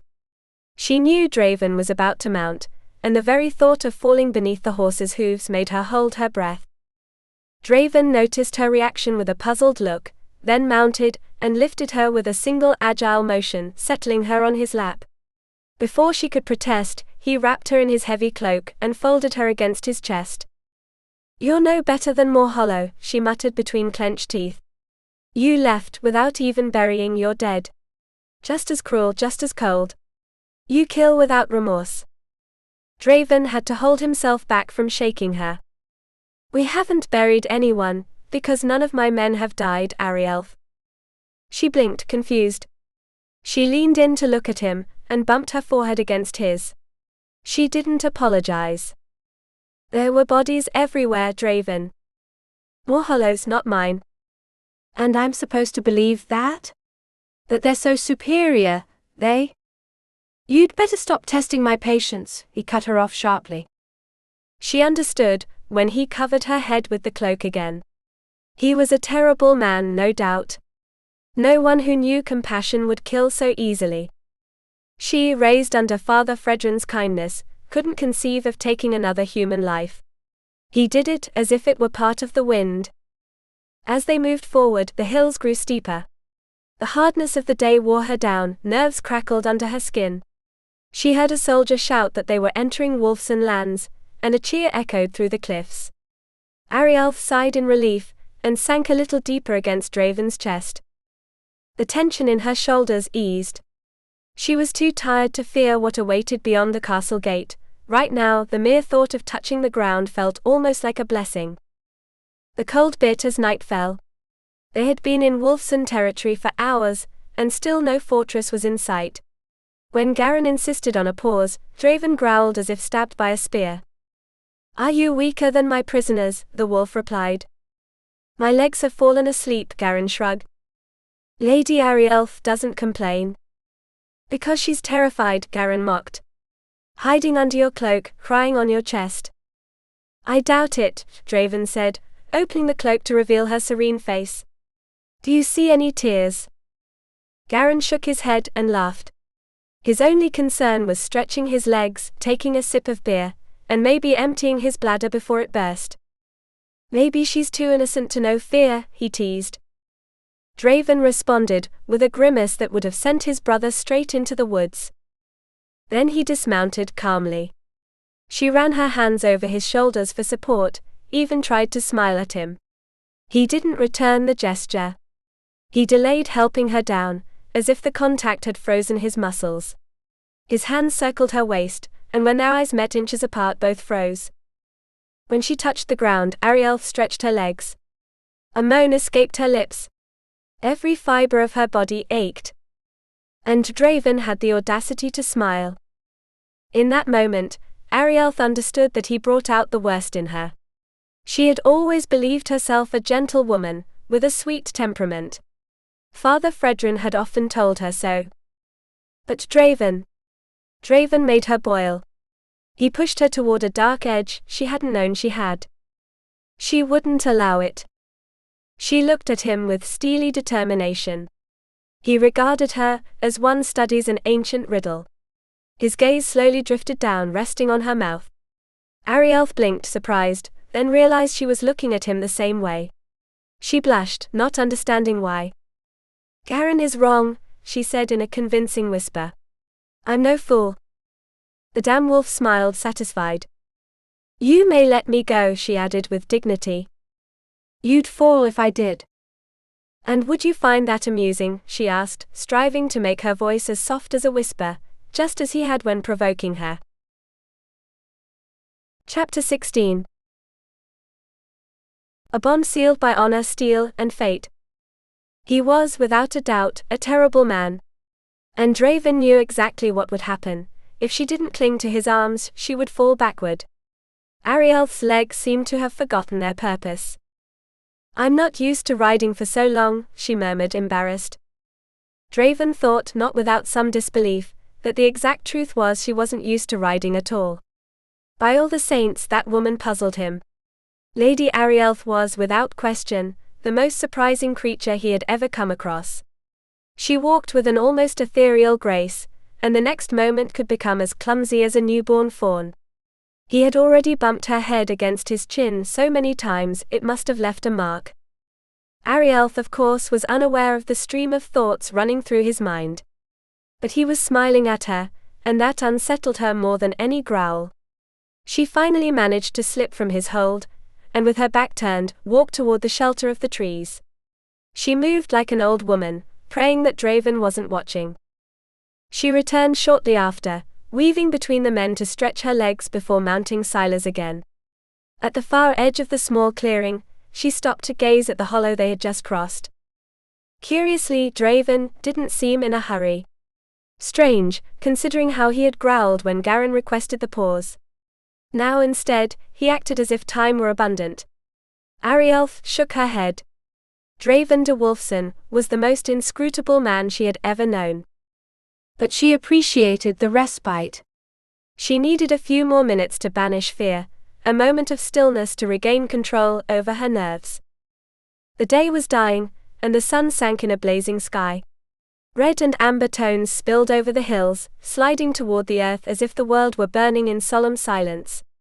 There was such beauty in the austere announcement of winter that Arielleth tried to forget the noise behind her, until a flash, sudden as a metallic whisper, gleamed among the trees. The glow vanished immediately. She stepped to the right and saw it again. But now it came from lower down, on the hillside. Then more flashes appeared. 1, 5, 20, until they seemed like 100 flames dancing in unison, flickering in the forest. They weren't flames. It was the sun reflected. Like in a wildfire. Like on polished metal. And then she understood.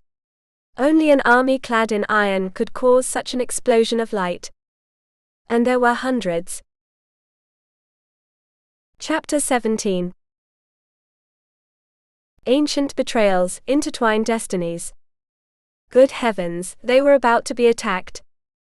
The discovery left Arielleth rooted to the ground, trembling. That sudden loss of control made her furious. She straightened her back with determination, forcing herself to take a deep breath to regain clarity. Now, she told herself. Now I can decide what to do. Oh, how I wish I were brave. Her hands ached from clutching her dress so tightly that her fingers had gone numb. She shook her head, whispering a prayer for God to guide her to the right choice. As a prisoner, it wasn't her duty to warn Draven of the looming danger. She could remain silent. When the fight broke out, she would run. But she quickly dismissed that thought. Staying silent would mean more bloodshed. If she warned Draven, maybe they could escape before the attackers reached the camp. Didn't saving lives matter more than following her own escape plans? Arielleth made up her mind.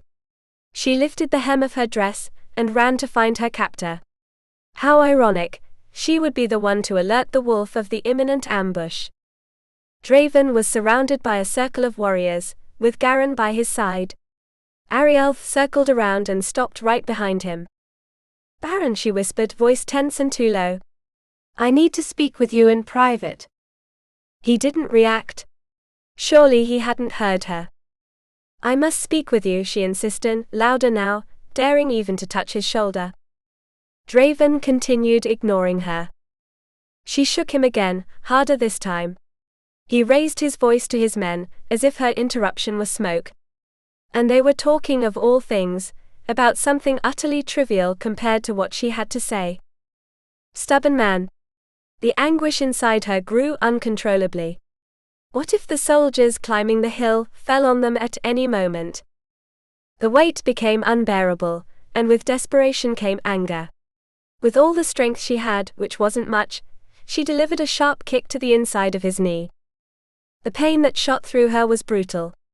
She had undoubtedly broken her big toe.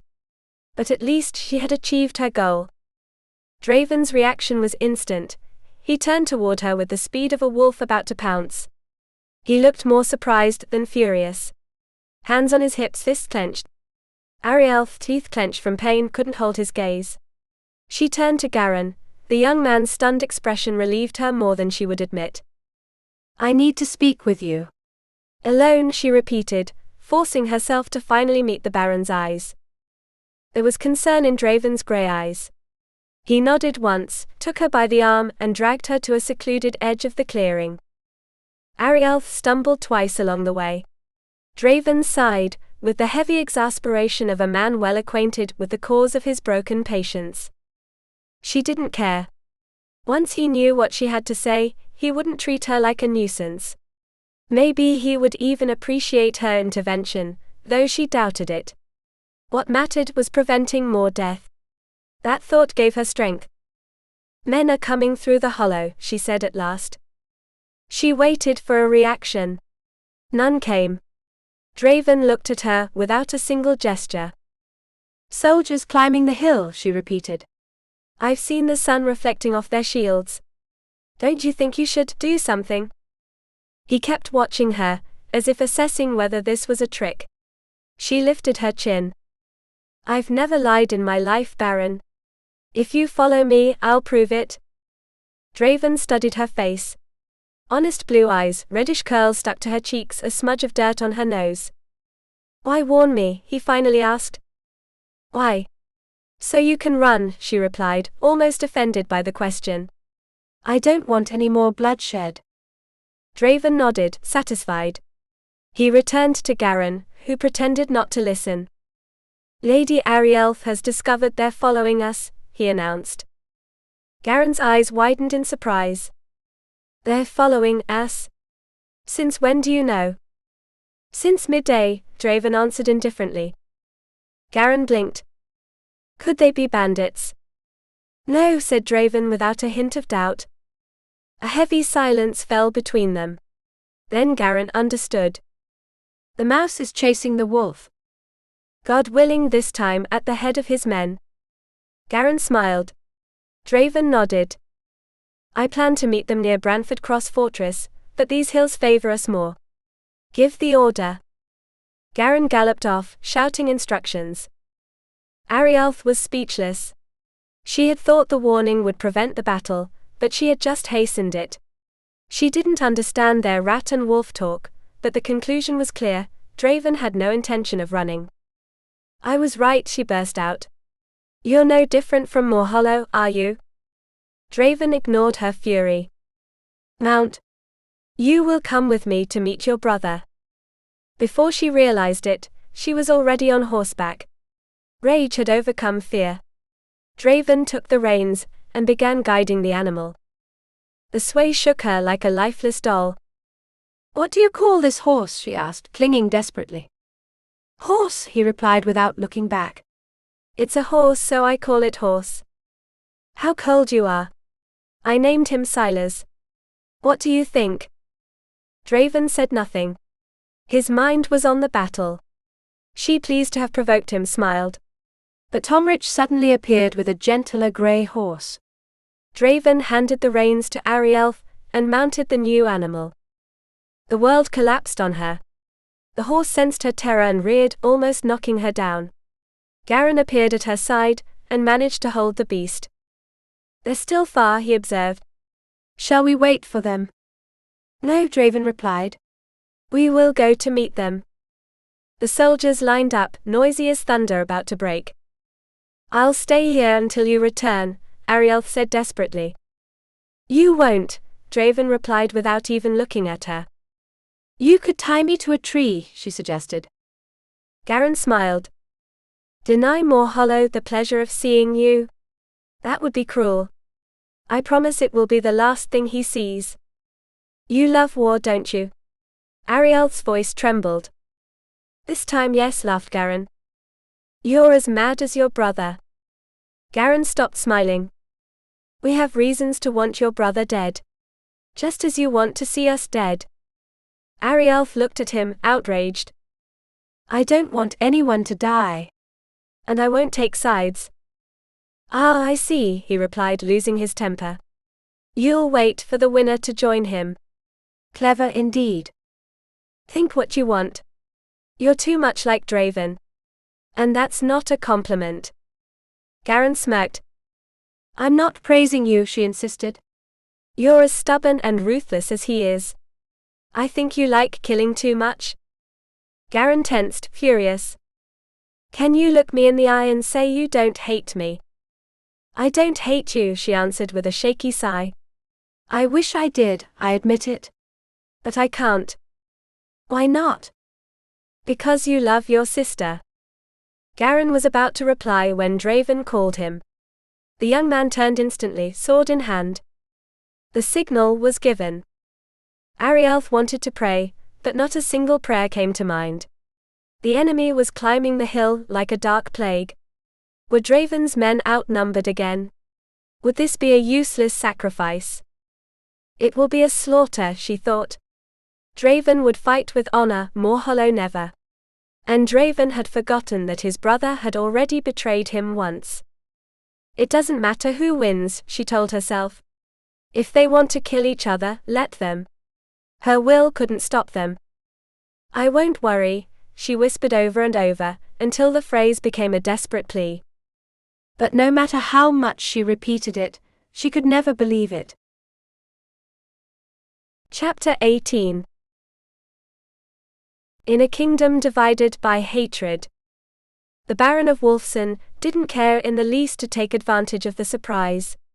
His war cry exploded across the plain like ancient thunder, nearly ripping the leaves from the trees. A horn answered from somewhere in the valley, guiding the men climbing up, and then the thunderous galloping announced to Morhollow and his warriors that the storm was upon them. During the descent, Arielleth found herself trapped between Draven and Garin, enclosed in a ring of shields raised by the soldiers to protect her from the branches whipping across the path. She, unprotected and clumsy on the saddle, moved forward thanks to the stubborn will of the two brothers.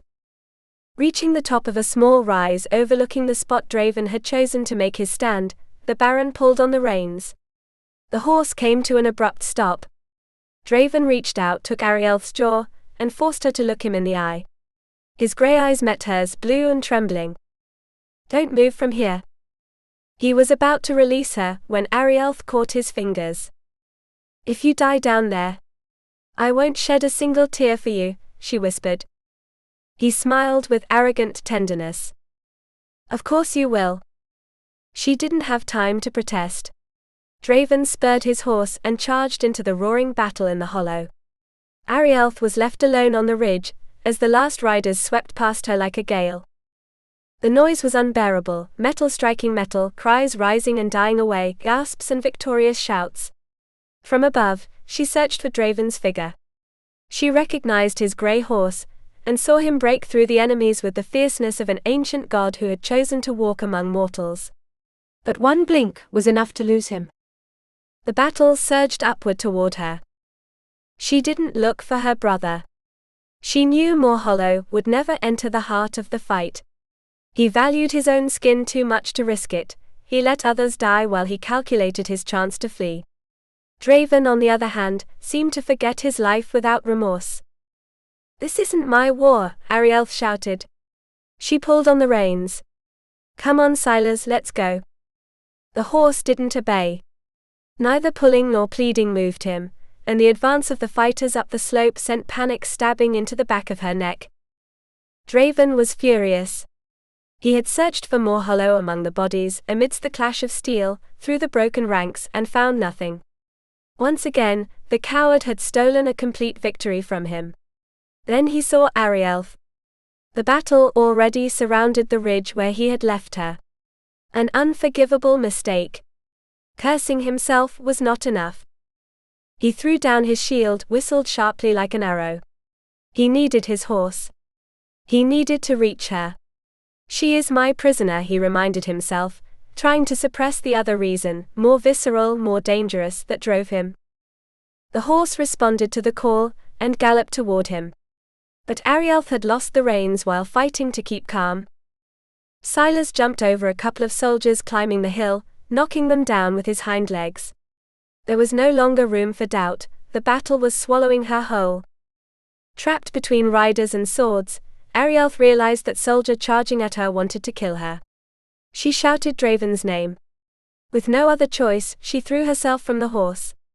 The sword sliced deep into her leg. The pain blinded her, then left her in a strange stupor that gave her a moment of strength. She tried to cover herself with the fallen cloak, as if that gesture could conjure death away. Draven's horse stepped back to her, and shielded her with his body.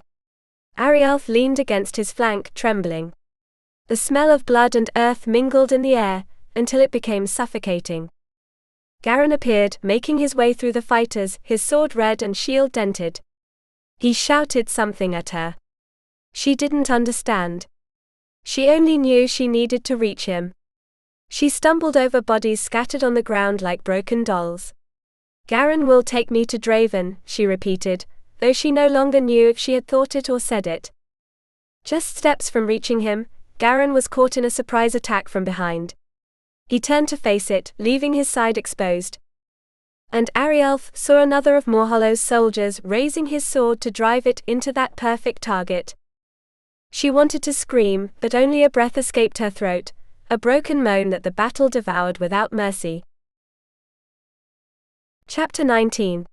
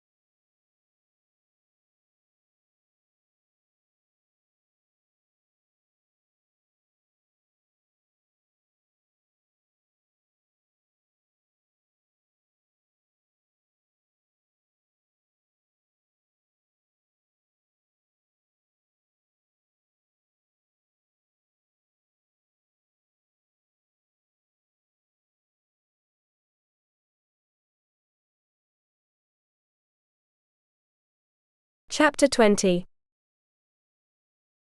The Baron's wars also leave scars on women. He found her leaning against the twisted trunk of an old oak, her head tilted as if listening to a secret lament of the earth. Draven stopped, respecting the intimate stillness that surrounded her. Arielleth was crying. He saw her slide the cloak off her shoulders until it fell onto the damp grass. Only then did he understand the true source of her pain. The left side of her dress was torn, soaked with dark blood. A roar burst from his chest before he even noticed it himself. Startled, Arielleth let out a brief whimper. She had no strength to push him away or resist, when he gently moved her trembling hands aside and knelt beside her. Upon discovering the wound, anger ignited him with such violence that his fingers trembled as he tried to peel away the hardened fabric. The dried blood made the task difficult. It was a dirty, deep cut, almost as long as his forearm. It needed to be cleaned and sewn. "Ah, Arielleth," he murmured, his voice rough like a curse. "Who did this to you?" His tone was a warm caress, laden with compassion so palpable that her eyes burned. She knew that if he kept speaking to her that way, her fragile control would snap like a dry branch. And she couldn't afford that. "I don't need your compassion, Draven," she replied, standing tall more from pride than strength. "Take your hands away. It's indecent." Draven was so surprised by that sudden dignity that he almost smiled. He lifted his gaze and found in her eyes a bright spark, the last defense she had left. Pride. Self-control. Fragile shields she wielded as if they were steel. He looked back at the wound. There was no time for delicacy. "As you wish," he said, hardening his voice. "I won't show compassion. I am a wolf, Arielleth. And wolves don't feel what men feel." She opened her eyes wide, stunned by his words. Draven took the chance to kneel once again. "Leave me alone," she whispered. "No," he answered, calm as a grey dawn. He pulled out his small knife and began cutting long strips from the hem of his own tunic. "You're ruining my dress," she protested. "By the heavens, Arielleth, your dress is already ruined." With surprising gentleness for a warrior his size, he bandaged the wound with the strips of cloth. She barely managed a gasp when he tightened the knot, and suddenly rested his forehead against her shoulder. "You're hurting me," she whispered, hating herself for admitting it. She was a breath away from breaking down in tears. "That's not true," he said. She straightened slightly, irritated. How dare he? It was her pain. "I need needle and thread," Draven declared. She hit his shoulder, indignant at the resignation with which he seemed to accept such a sentence. "No one will be sticking a needle into my flesh." "You're stubborn, Arielleth," he replied with a tired sigh. He picked up the cloak from the ground, wrapped it around her shoulders, and with a firm gesture lifted her into his arms, careful not to touch the wound. She instinctively wrapped her arms around his neck, though for a moment she considered gouging his eyes out for such audacity. "The stubborn one is you, Draven. I am a lady of delicate nature, and I swear to God this will be the last time I speak to you." "Ah, but your honor will keep you from breaking that promise, won't it, Arielleth?" he asked as he moved toward his men. "Indeed," she replied with dignity, though she closed her eyes and rested her cheek against his chest, exhausted. "You have a wolf's brain, you know. And wolves have very small brains." He didn't stop to watch her reaction. Too tired, too disturbed by the strange way he treated her. Then she realized she should be grateful for that brusqueness. It had angered her enough to forget the pain. And above all, his lack of compassion had spared her the dishonor of crying in front of him. Dignity was her last armor. And Draven, without knowing it, had just strengthened it. Draven sighed. She had already broken her promise not to speak to him. He didn't point it out, still, it brought a smile to his face. He wanted to know who had hurt her, under what hands, and in what circumstances. He couldn't believe it had been one of his own, though Morhollow's men, in theory, were supposed to protect her. Weren't they? He decided to wait. First he had to control the fury burning inside him. And Arielleth needed care, not interrogations. As they resumed their march, she nestled against him, her head under his chin, finding refuge in his chest. She felt safe, and that certainty confused her. Draven was not like Morhollow. She knew it deep down, though she would never admit it out loud. He was still her captor, the piece he would use against her brother. And yet, she didn't hate him. "I will escape," she murmured without realizing she was speaking aloud. "You won't," Draven replied calmly. "Finally home," Garen shouted, from the head of the column. His eyes sought Arielleth's face, though the cloak barely showed the tired peace that relaxed him. He thought she was asleep and he was glad. He didn't know how to behave around Lady Arielleth anymore. He had despised her. And she had risked her life for him. He found no explanation.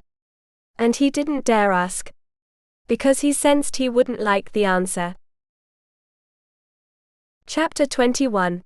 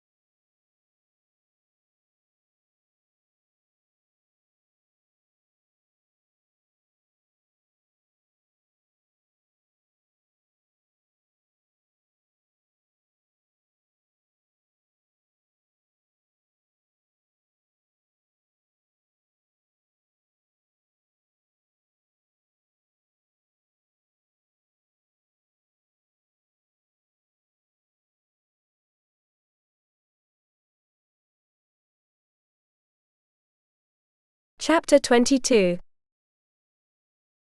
The truth that could destroy a kingdom. Garin did not know what to answer. He turned toward Draven, searching him for a way out. But his brother had already lit the fire, and was closing the shutters. Without even looking at him, he repeated in an unyielding voice, "Garin, do what I ordered."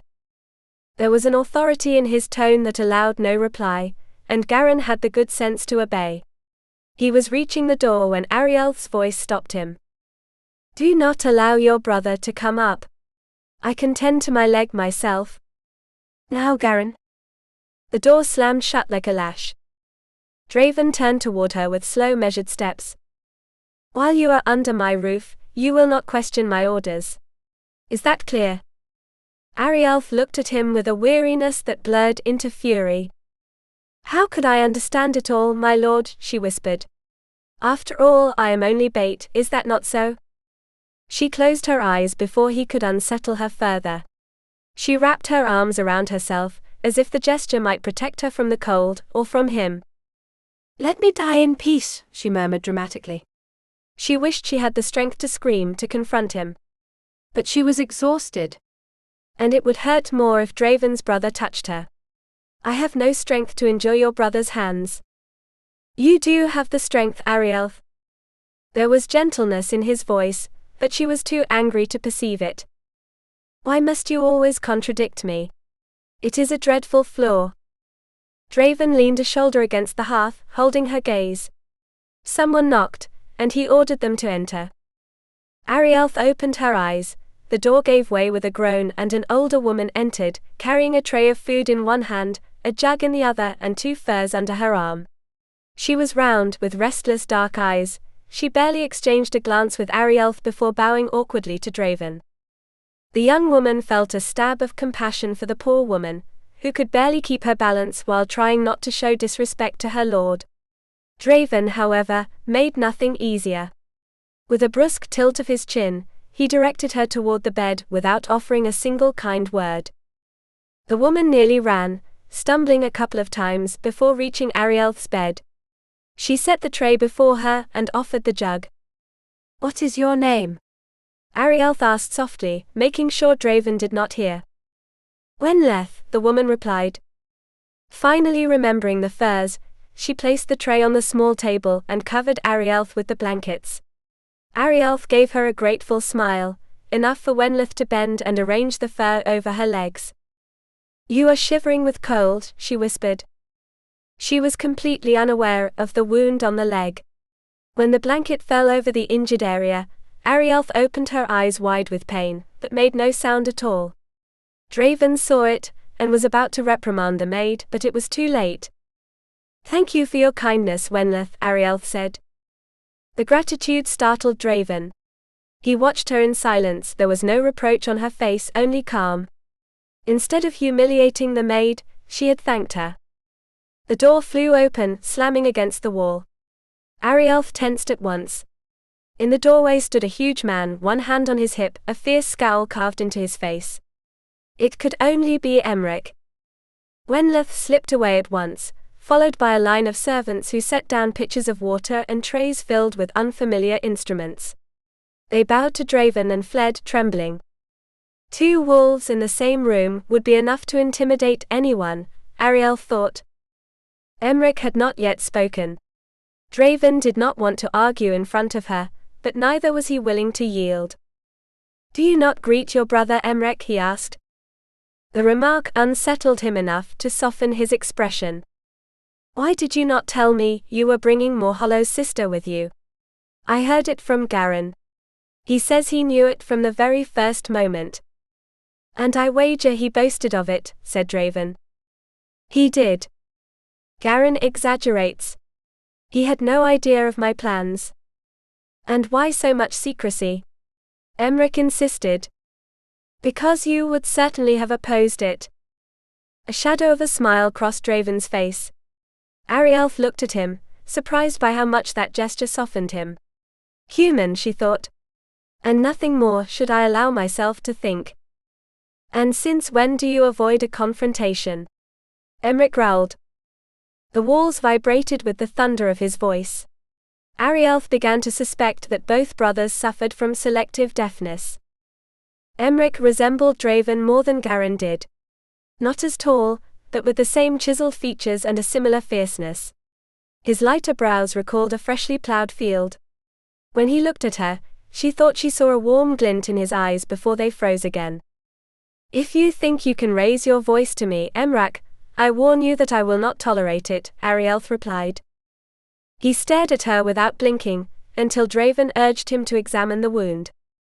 Fear tightened its grip on Arielleth again. "I would prefer that you leave me alone," she whispered, trying to keep her voice from trembling.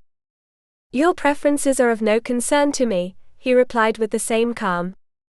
She yielded, aware that she had no strength to resist. She uncovered her leg with modesty, careful not to reveal more than necessary. Emric remained impassive as he examined the wound. Draven moved to the other side of the bed, his brow furrowed when Emric pressed the skin and she clenched her teeth. "You had better hold her," Emric remarked. "I will not, unless it is absolutely necessary," Draven intervened firmly. Arielleth exhaled, trembling but nodded. Emric prepared his instruments. When he turned back to her, he froze. In Arielleth's blue eyes there was no fear, only a silent trust. "She is beautiful," he admitted. "Garin was wise to warn me." "You may begin, Emric," she said, lifting one hand in an almost regal gesture. It nearly drew a smile from him. "Would it not be simpler to cauterize the wound?" Arielleth asked suddenly. "I do not wish to offend you, but using needle and thread seems to me barbaric." "Barbaric," Emric repeated, confused. She sighed, too tired to explain further. "Begin, I beg you. I am ready." "Are you?" Emric asked Draven. He did not answer. He was far too worried to enjoy the conversation. "You are rather bossy, you know that," Emric said with a smile that softened the remark. "Begin now," Draven growled. "Waiting always hurts more than the wound." Emric nodded and began. He braced himself for screams, but none came. Arielleth endured in silence, clinging to Draven's arm. When the pain threatened to break her, he sat beside her and she leaned into him, as if seeking refuge. She dug her nails into his skin, unaware. He did not move. Just when she thought she would scream, she felt the needle pierce the skin, and then nothing. A sweet veil enveloped her, and she lost consciousness. Draven noticed at once. He gently removed her hand and turned her face toward him. She was pale, her cheeks damp. He wiped her tears away with his thumb. "I almost wish she had screamed," Emric murmured. "It would not have made your work easier," Draven replied. When he finished bandaging her, Emric sighed. "It will probably become infected, and she will die all the same," he said gravely. Draven turned on him with a fury that spilled over. "No, Emric. I will not allow it." "Would you care that much?" Emric asked, stunned. "I would care," Draven admitted. His brother was left speechless. Draven left the room without another word. Emric followed him, but by the time he reached the courtyard, Draven was already walking away toward the lake behind the butcher's shed. The biting cold greeted him like an old enemy. He stripped off his clothes and plunged into the icy water. He needed to expel her from his mind, if only for a few minutes. Later he dined with Emric and Garin, an unusual gesture for him. He did not speak. Nor did they dare mention Lady Arielleth. Draven had no memory of what he ate. He tried to sleep, but every time he closed his eyes he saw her face. He told himself that he was simply accustomed to having her nearby. That had to be the reason for his wakefulness. An hour passed. Then, another. At last he gave in. Cursing himself in silence, he crossed the castle to the tower. "I will only see her," he told himself. "Only to make sure she has not decided to defeat me by dying." He heard her sobs before opening the door. A stab pierced his chest. He entered, stirred the fire and approached. She slept on her uninjured side, her skirt tangled around her hips. He tried to adjust it and failed. Frustrated, he drew his knife and cut the fabric. One by one he removed her garments until she lay free, telling himself that she would rest better that way. But as he covered her with the blankets, he knew it was already too late. She had become the one thing against which neither steel nor ice could protect him. She wore only a white tunic. The neckline hinted at the gentle rise of her breasts, and a circular embroidery, red, gold and green threads patiently intertwined by an artisan's hand, traced a ring of spring flowers. Work so delicate and feminine, that Draven found it impossible not to imagine the hours she must have devoted to creating it. Arielleth was as refined as those flowers stitched along the hem of the fabric. A fragile creature to the eye, yes, but now wrapped in a warm glow that made her seem born of the fire's own light. By all the gods, she was beautiful. To hell with it, Draven murmured to himself. Without the weight of her dress between him and his gaze, she was even more disarming. When Arielleth began to shiver, Draven slid into the bed beside her. He felt the tension slip from his shoulders, dissolving into an unexpectedly deep relief. He had grown accustomed to having her near, perhaps that was why her presence soothed him as nothing else could. He lifted the blanket, ready to slip an arm around her waist and draw her closer, but Arielleth moved first. She nestled against his body, seeking him without thinking, until the curves of her hips fit with brazen ease between Draven's thighs. He smiled in the dimness. Lady Arielleth had grown accustomed to him as well. And the best part, he thought with arrogant satisfaction, was that she did not yet know it.